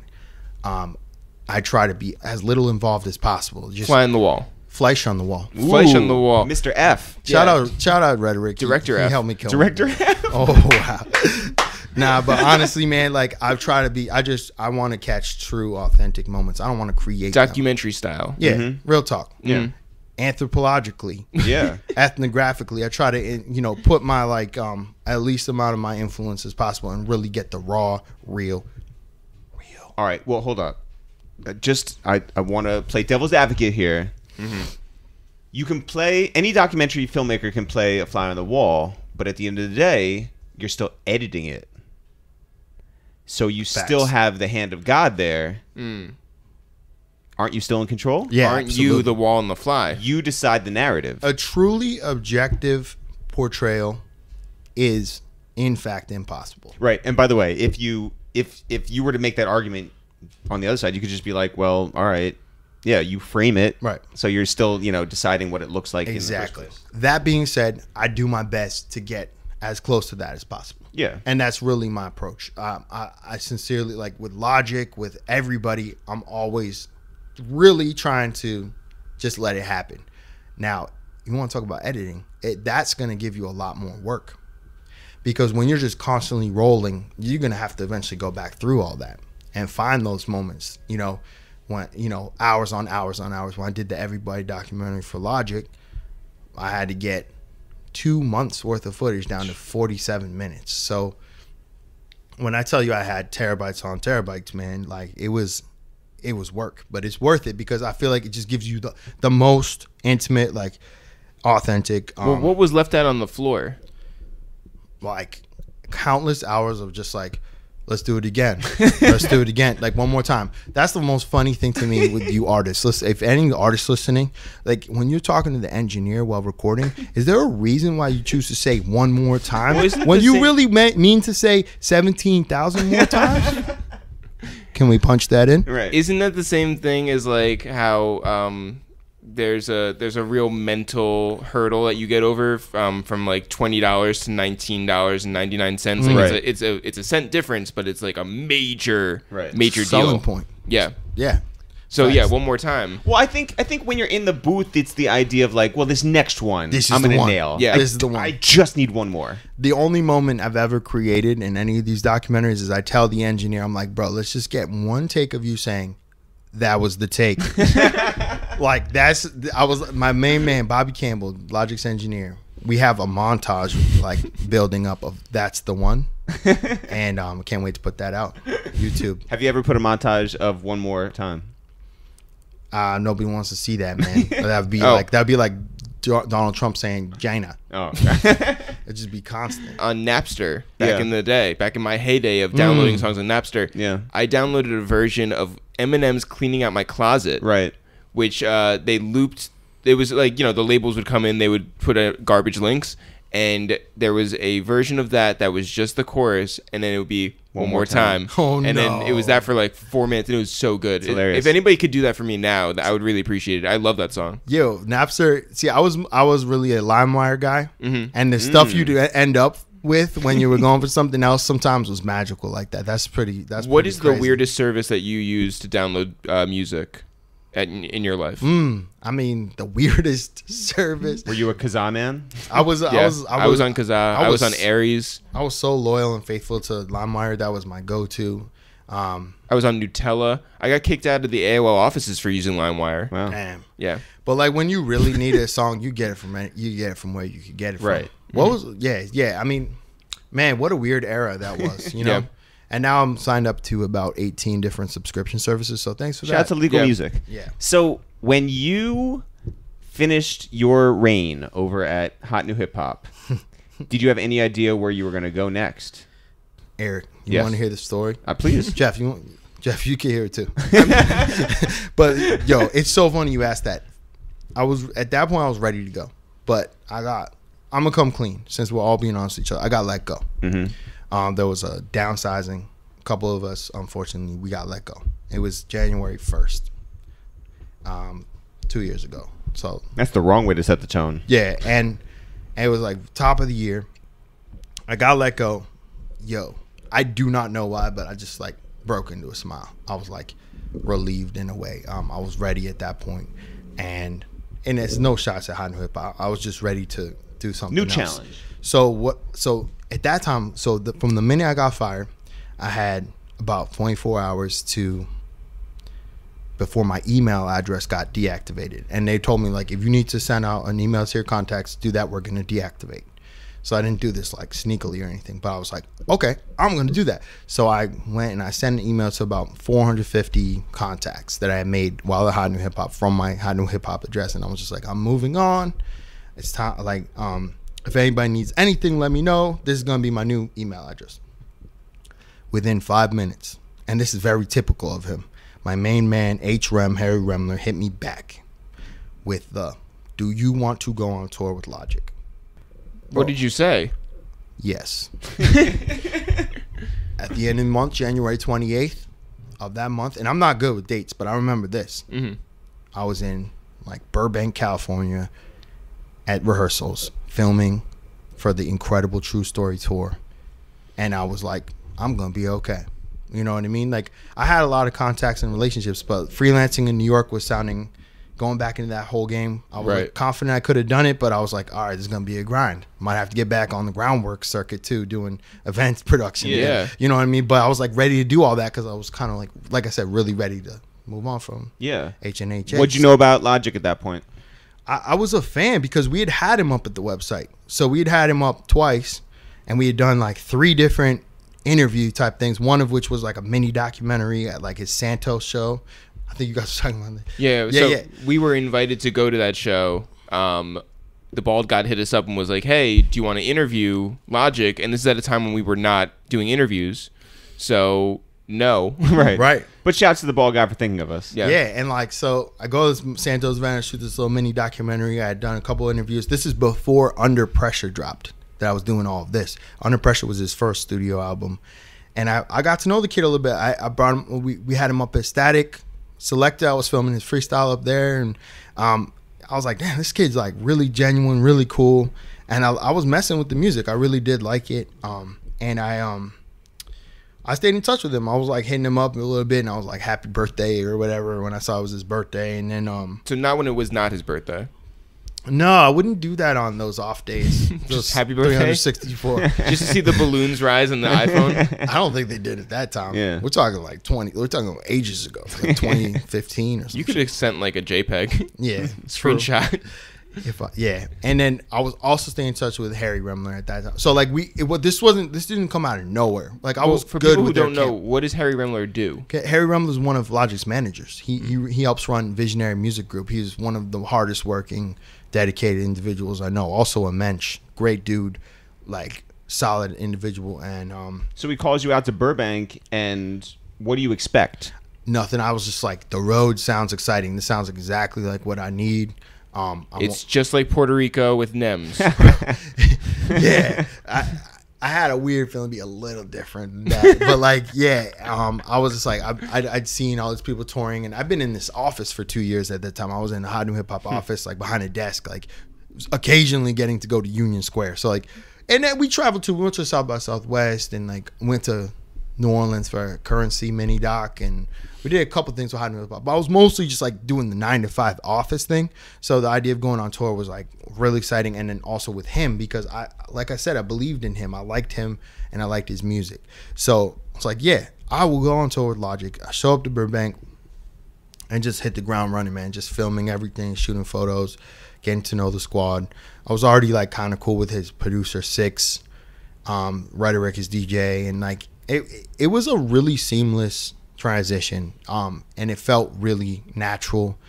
But let me tell you, man, this is a rare group. Like, in all my experience working in hip hop, I've never encountered a team and an artist that are so professional, so respectful, and just cool to be around. Like, genuinely good people. Like, it's refreshing and rare, and I just feel incredibly blessed to have started that and to still be doing it. That's awesome. So when you show up there, do you have a million cards to record on? Do you have 1 camera, 2 cameras, a backpack on your back, shorts, comfortable shoes? What is it?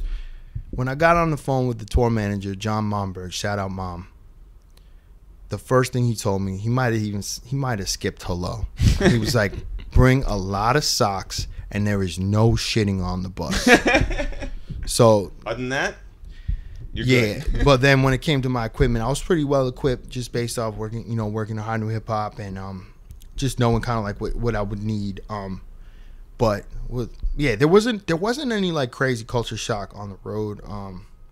Besides the sleeping situation, because it's this weird like chamber of like the coffins. Yeah, exactly. What boundaries are there in terms of filming? Like, do people want a camera in their face all the time or not? Man, that's a really great question, because when we were first starting off, you really got to gauge that carefully. You know, you don't want to always be up in the mix, but you don't want to look like you're not doing enough. You don't, you want to get as much as you can.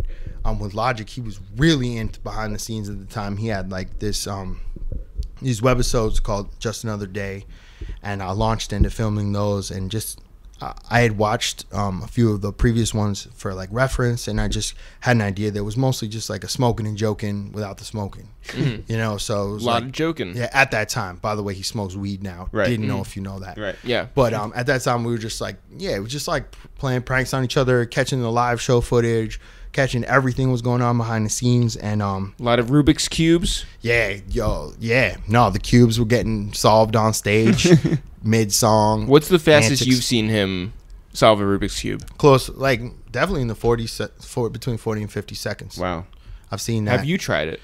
I'm trash. I'm hot trash, bro. Can't do it. It's not the way my brain works. Where are some of the places that you visited with Logic?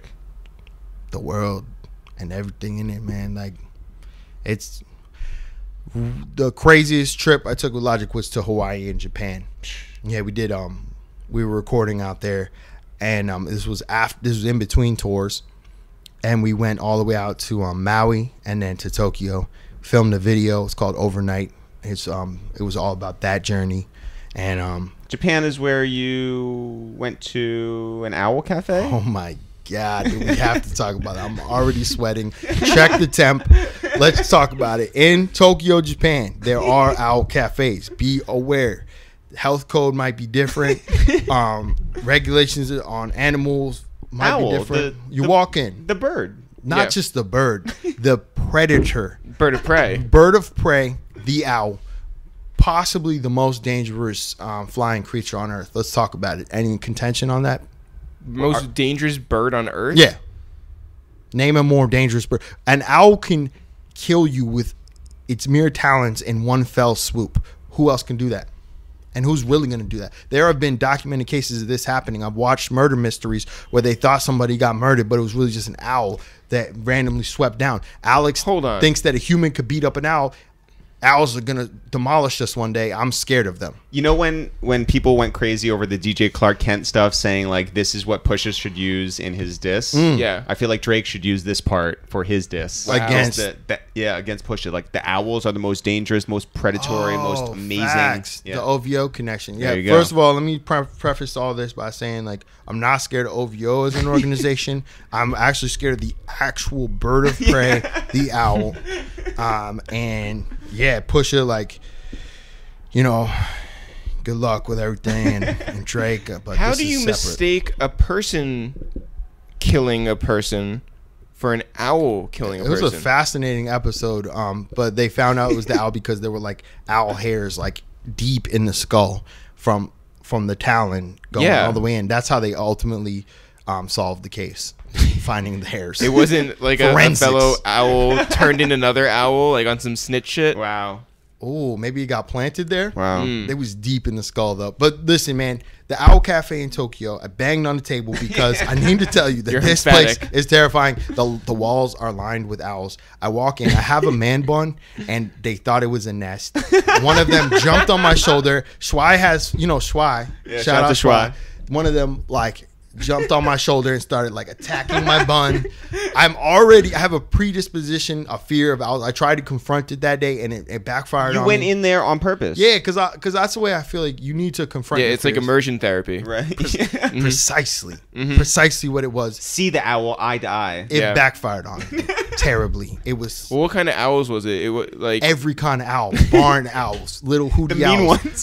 Did I just say hootie owls? You did. Yeah, you know the scientific term for the hootie owls. Well, I just assumed that the guy in Hootie and the Blowfish was an owl. Damn, no, but dude, when I tell you that this place, We gotta pull up the footage. We can't do that on an audio podcast. No, it's a scary place. They also serve like beverages. I don't understand how that's gonna mix in. You're gonna sip your tea while the you can smell the bacteria in there. Birds carry. Do they feed the owls like mice and stuff? I don't want to know, man, but they seemed hungry and ornery. Yeah, and ornery.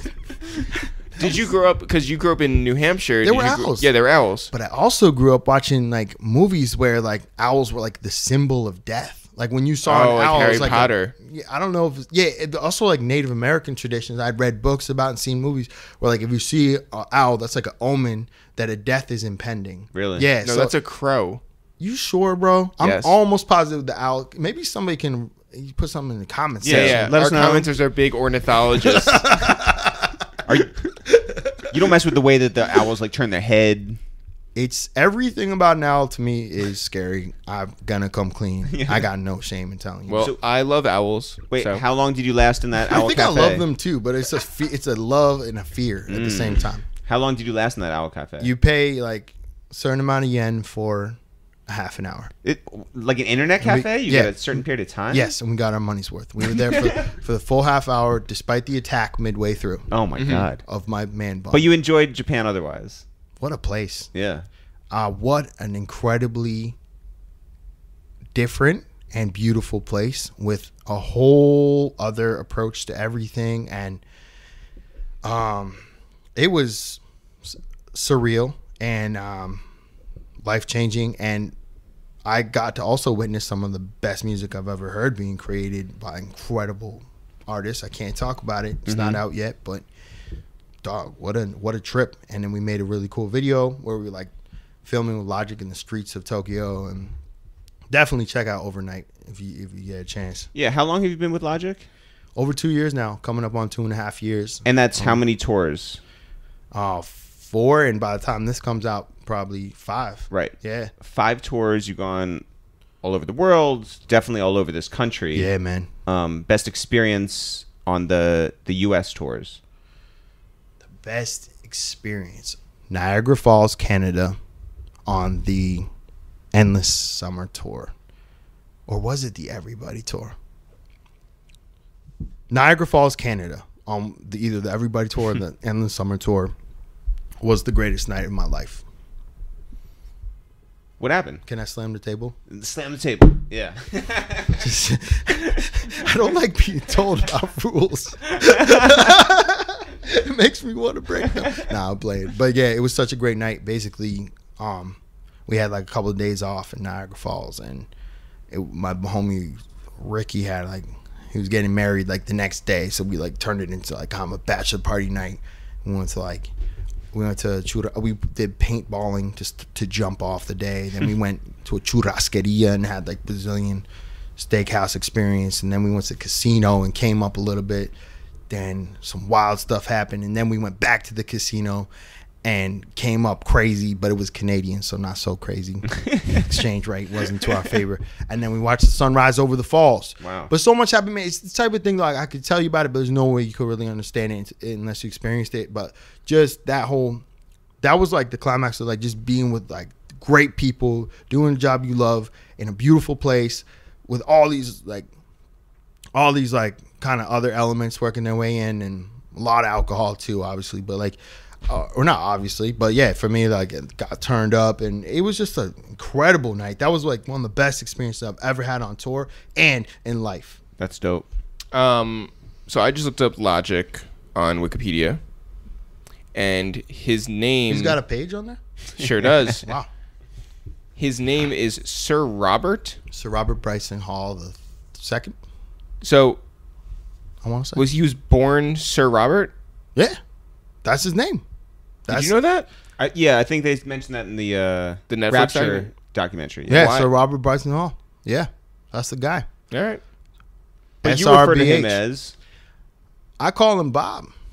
Is that how he introduced himself to you? Yeah, I want to say that's kind of how he introduces himself to people. And it's pretty funny, too. It's like sometimes he'll introduce himself to people that just know him already, like know exactly who he is. And be like, hi, I'm Bob. And they'll just be like, ooh! It's pretty wild. But also, you know what's funny is Drake calls him Lodge. Lodge? I feel like I would call him Lodge. There was this like Instagram live thing where Drake's on there. It was the same Instagram live where he's like, academics, dip from my life. Yeah. But like a few moments earlier, he had been like, what's up, Lodge? Lodge. Yeah. Lodge. Yeah. Lodge. What does he call you? J-Fly? J-Fly. Yeah.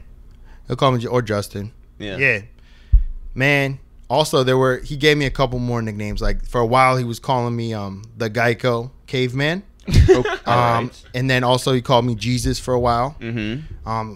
And they tried to call me mayonnaise because they left like a whole tub of mayonnaise in my bunk area. Just didn't take though. It didn't really catch. That feels like one of those George Bush nicknames where it's like, hey, like, you know, tall guy, your name is Tall Lee. Nah, yeah. And then plus Greg Mayo would have been irate. Yeah. Greg Mayo would have been irate. That's his God-given name. That's It his is. thing. Yeah. Sir Greg Mayo. Yeah, man. Yo, can I come clean? Like I was brainstorming my AKAs like early in the day yesterday. Yesterday? Yeah. Did you go over them with the ball god? Yeah, we might have gone over quite a few things. We tried to do like IG live last night to kind of like break the ice. Because, to be honest with you, something we got to talk about. I'm not used to really like being interviewed or you do the interviewing. Precisely. I'm on the other side of things. And it's cool. Like I just mess with you guys and the way you guys got the best podcast in the game. Thank you. Hands down. I'm a fan, been a fan. So this is, again, surreal for me to be here. I really appreciate it. Well, thank you. Sincerely. Yeah. So when Logic put out Everybody, you did a documentary on the making of Everybody. Yes. And along with Mike Holland. And you guys collectively found yourselves on stage presenting it. Yo. How was that? Yo, first of all, let me just lead up to this because Logic hit me up during the Endless Summer Tour, and he's like, yo, I want to make a documentary about the making of my next album. I was like, I'm in. Let's do it. He then proceeded to invite me to live with him for 2 months at the end of that year. Are you a good roommate? Man, I try to be. I know I snore. I do the dishes? I've been known to do dishes. I also kind of became like that guest house dad. Also, like I cooked. Does the rule of no shitting still apply here? Well, yeah, I mean, lots of socks. No man's shitting. got to shit. Man's got to shit. Yeah, Wait, just you do have to it. shit in the socks? Is that Wow. Gotta go to the Econo Lodge. Yo, but yeah, Lodge. so I'm cooking for Lodge.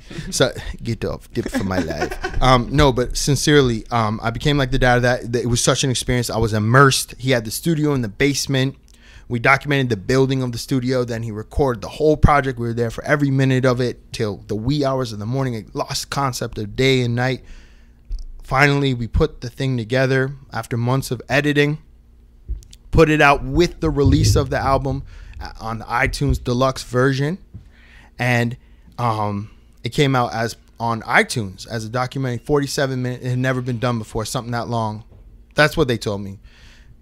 It came out, and we then did a screening of it at the Wiltern in LA with Logic there. And it was like Caesar in Rome. Like he was on the balcony. I think you saw it in the documentary. Yeah.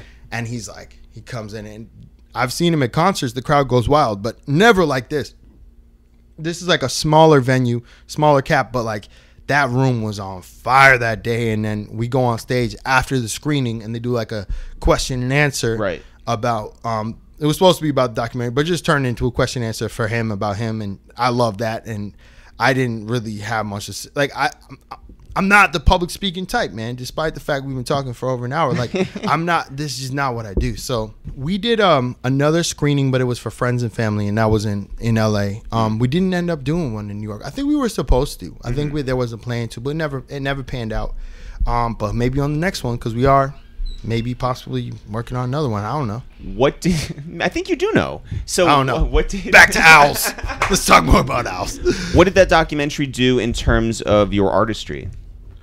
That documentary helped me figure out how to make a full-length document, like a long-form content. Did that scare you? It's very intimidating, man, because that was my first time shooting with Sony, with the Sony A7S II. That was my first time doing something that long, and there was a lot of pressure to make it really crazy because we knew we were trying to package it with the album on the deluxe version. Man, I learned so much about workflow.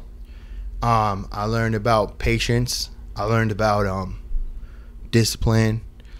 Chipping away at something instead of trying to get it all done in one night. There was no possible way, you know what I mean? So like, it's just like the concept of like breaking up a job, because in New York, it was always like, do every single phase of the process yourself and do it all in 24 hours or you're gonna die. Like you're not gonna make it. Like you gotta bang these out. You gotta bang out these Al instrument interviews. You gotta bang out these freestyles. You gotta go bang them. But they're smoking and joking episode. You know, that was the mind state I had. So like with this documentary, this was the one focus, and I had to spread out like the effort over months. And yeah, I'm just excited to work on another one. How many different utilize cuts? What I learned? How many different cuts did you go through? Man, there was a whole separate time that I stayed with Logic at his house working on the edit for weeks. And then we sprinkled in, like we had to add like the orchestra scene where like we filmed in the Warner Brothers lot, like with a live strings and stuff. So like, so we just sort of added pieces as they happened as well. But the editing itself took months, man. Like 2 months of solid editing. 1 month of which was just going through everything and finding what was even usable, getting it down to like a 2.5 hour cut, and then getting that down to an hour cut, and then I actually got it down to a 20-minute cut, and then we started adding things. What moments did you find in going through all the footage that you were like, oh, I didn't realize we had this gem in there? Man. Yeah, you know what's wild is like a lot of the things that I kind of like put as extras and like didn't include in my original cut, Logic found to be really important, and we added them back in. And then those were some of the moments that got the craziest responses, you know? And actually this is wild because like in the Netflix documentary, when you see his dad talking and he breaks down in tears, I didn't include that. That was my shot, but I didn't include that in the documentary. And in hindsight, I kind of wish I had. But like generally, I'm pretty good at finding like really good moments. But I was surprised in general just by like how like sometimes it's just like the simplest, most like basic statements can be like the most impactful. And just like there's this song called Anxiety. It's spelled like Anziety on the album. And when Six and Logic like figured out the melody for that, and like Six played him the beat and he started singing on top of it, that was one of the most genuine, authentic like moments of like discovery and like creativity I've ever witnessed. And it resulted in one of my favorite songs from that album. Yeah. Did you meet Neil deGrasse? Whoa. Oh my God. Faux pas. I think it's another meter run. I don't know. It's another meter run. I'm going to park slightly closer this time.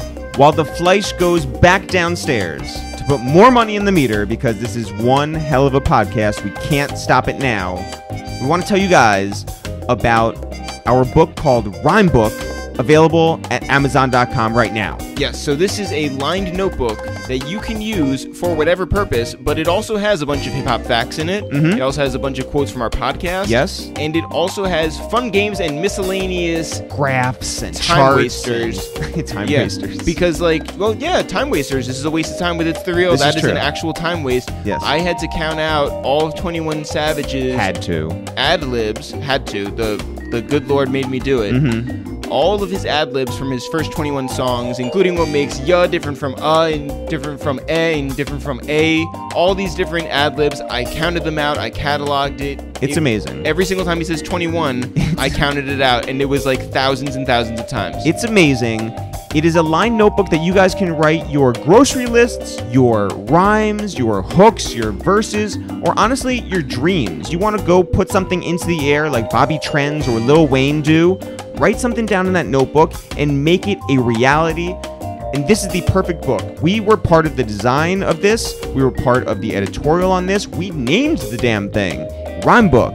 You a slave to a page in my rhyme book. Shout out to everybody who has them on pre-order right now. And for anybody who has not gotten it yet, they're so cheap. They're like $14. It's so high quality. And it's something that if you support ItsTheReal, you will go pre-order Rhyme Book on Amazon.com right now. Yes, but Eric, why do they have a camouflage cover? Because we rep the Camouflage City Bird Gang.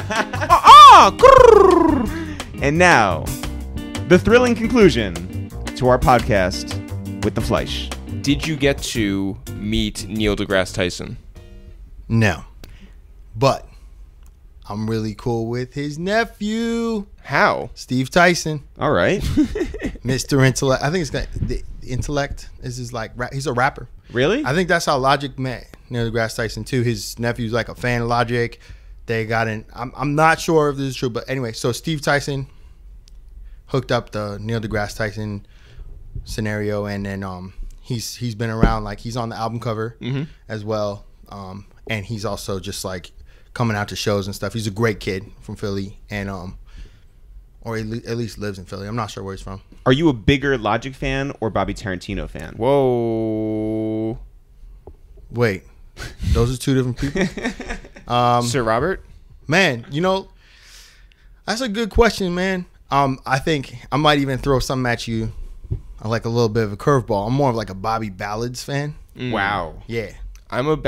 Stay tuned. I'm a Bobby Valentino fan. There you go. Ooh. There you go. Yeah. There you go. Ooh. There you go. Wait, slow that's down. we're talking Big talk. wee. Yeah. Hell yeah. Slow down. Yeah. I just want to get to know ya. Woo.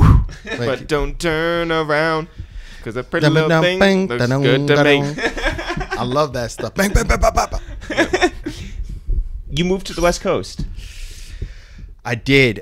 Back less than 2 years ago, I moved out to the Bay.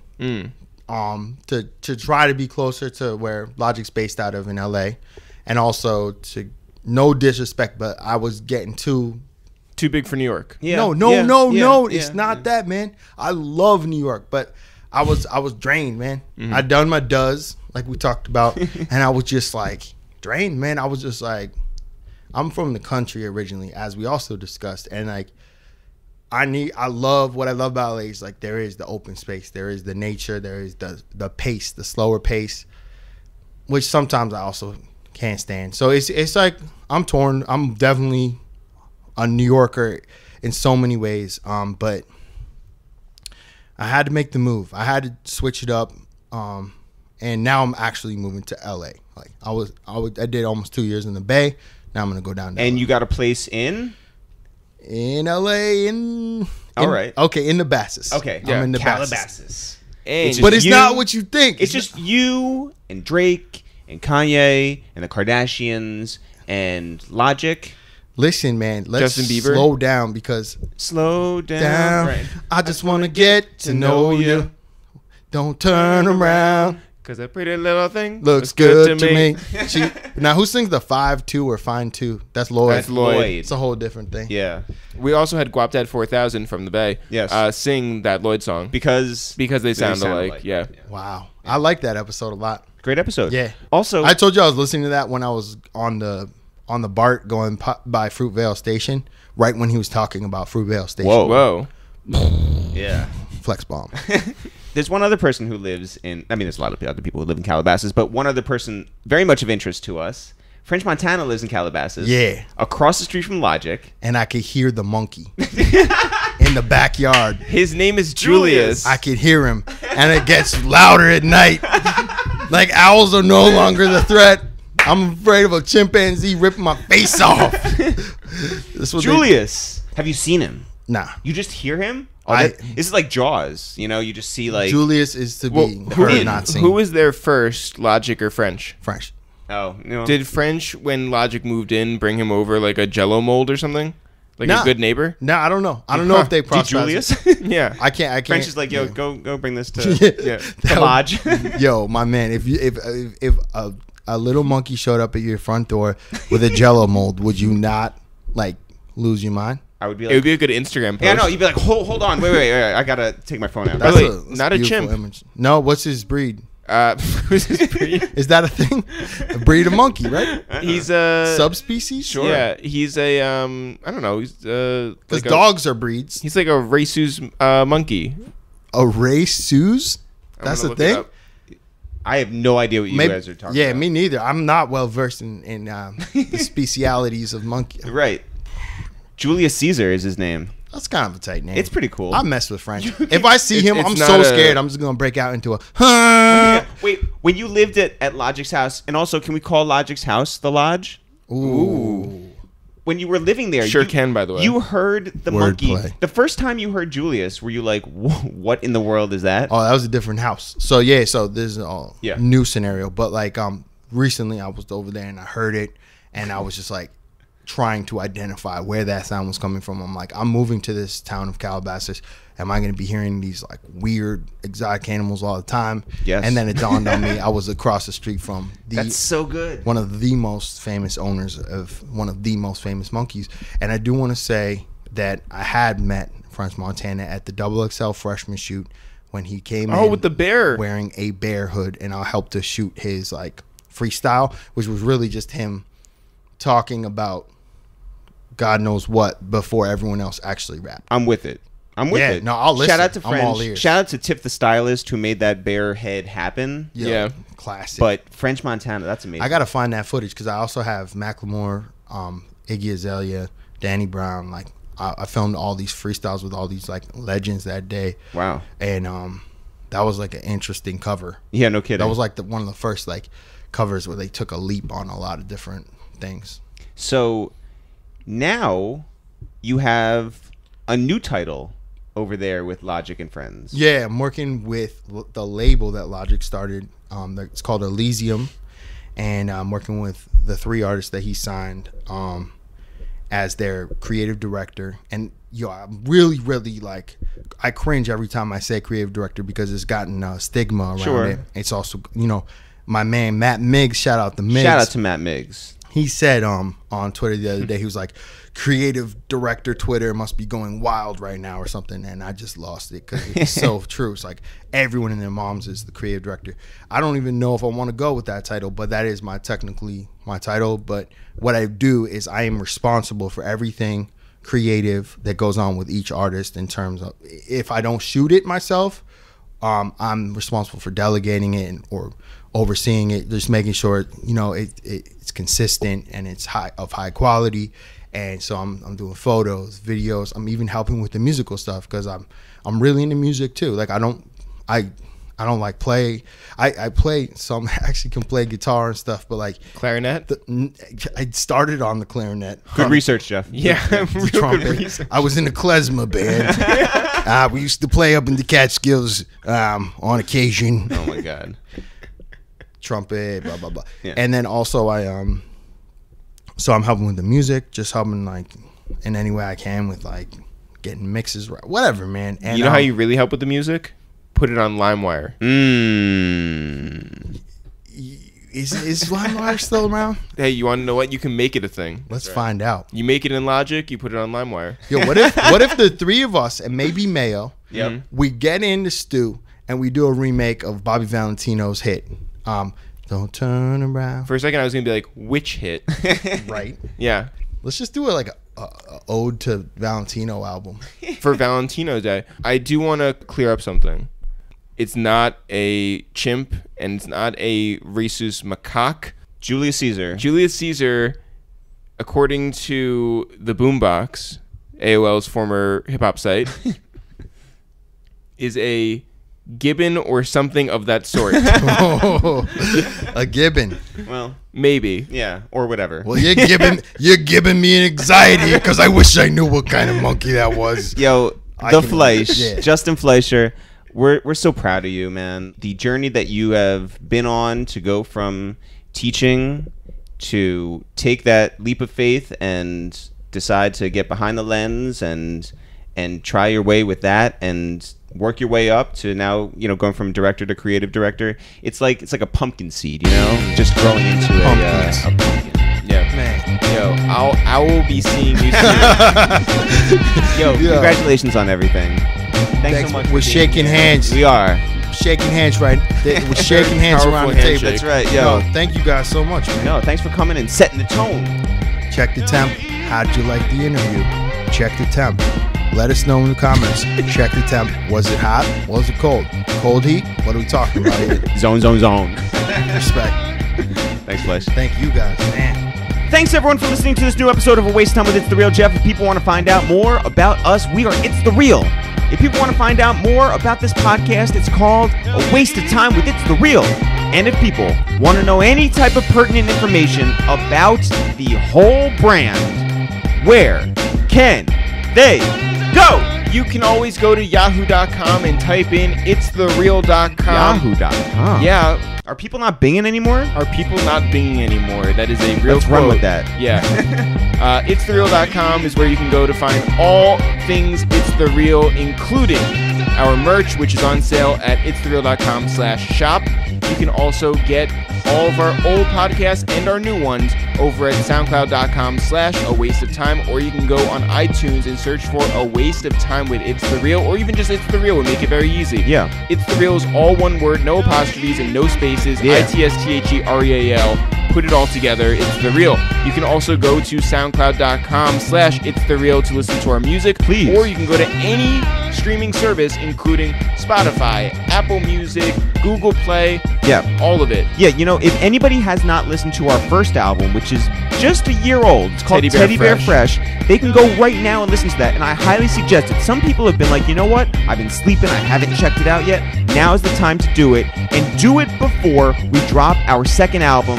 We haven't even told people the title yet, but it's so great. The new music is sounding amazing. Shout out to Koza, who sat right here and listened to some early tracks just the other day. We got more on the way. But go right now and listen to Teddy Bear Fresh anywhere where you can find it. I would also say you can find us on the internet. Go to Twitter at It's The Real, Facebook at It's The Real, Instagram at It's The Real. Hey, we just passed 10,000 followers, so shout out to all you guys over at Instagram. Yes, shout out to every single one of our followers on Instagram. It is very easy to find us. We are the only one that is It's The Real, and we also have a verified check mark. That's because us. We're very important. Jeff, are you on Reddit yet? I am about to be back on Reddit. What's the address? It is, It's The Real. It doesn't really help us to follow us there, but if you look out for our posts, they will be there. Oh, I don't know how it works. Yeah. I'm just counting on you to run that whole site. Yeah. You're the Reddit guy. Yeah, I am the Reddit guy. I'm the Yahoo guy. I am Yahoo guy. The I Bing. used to be the Bing guy. We no longer Bing. We don't Bing? No. Bing's not in? Bing is not in. R.I.P. Bing. R.I.P. Bing. Jeff, you know this podcast isn't going anywhere, not even on Reddit, unless you guys out there spread the word, and we like to shout you guys out. When you do spread the word, we like to shout you out. When you don't spread the word, it's more shouting at you, I guess, when you're not spreading the word. Jeff, who do you want to shout at? I want to shout at a couple of people in LA who bought shirts. Hey. Actually, no, I want to shout out 3 people in LA who bought shirts. Let's go. I want to shout out our good friend Jeff. Yes. Curated Gent there you on go. On Instagram. I want to shout out Josh Gonzalez. Hey. Who is a huge purveyor of Spike Ball. And I also want to shout out Black Trey, who was spotted wearing his t-shirt. Spotted. On a bike down by the Santa Monica Pier or something. Shout out to all of those guys, all truly great humans. Jeff, I want to shout out another human also from Los Angeles, California. Our guy, Matt Miggs. Woo. Now, Matt Miggs, Jeff, got some new business cards, and he thought that I was making fun of him about those business cards. I didn't even know he had new business cards. Which is the most fun you can make of somebody when you say you don't even know about what they're talking about. I had no idea, but shout out to Matt Miggs. I want one of his business cards. I want to know, is he actually listed as Matt Miggs on the business card? I bet he's listed as like Mr. Migliarelli. Mr. Migliarelli. Well, yeah. Shout out to Mr. Migliarelli. Shout out to every one of his co-workers and everyone who gets one of those cards. I just want to know that he is spreading the word about A Waste of Time with It's The Real. He should write it on the back when he passes out those cards, or else we will. Yeah. Shout out to Matt Miggs. Shout out to everybody who's listening. We really appreciate you guys, and thanks for saying what's up to us when you see us out in these streets. As always, now for real, for real. Sure. See you guys next week.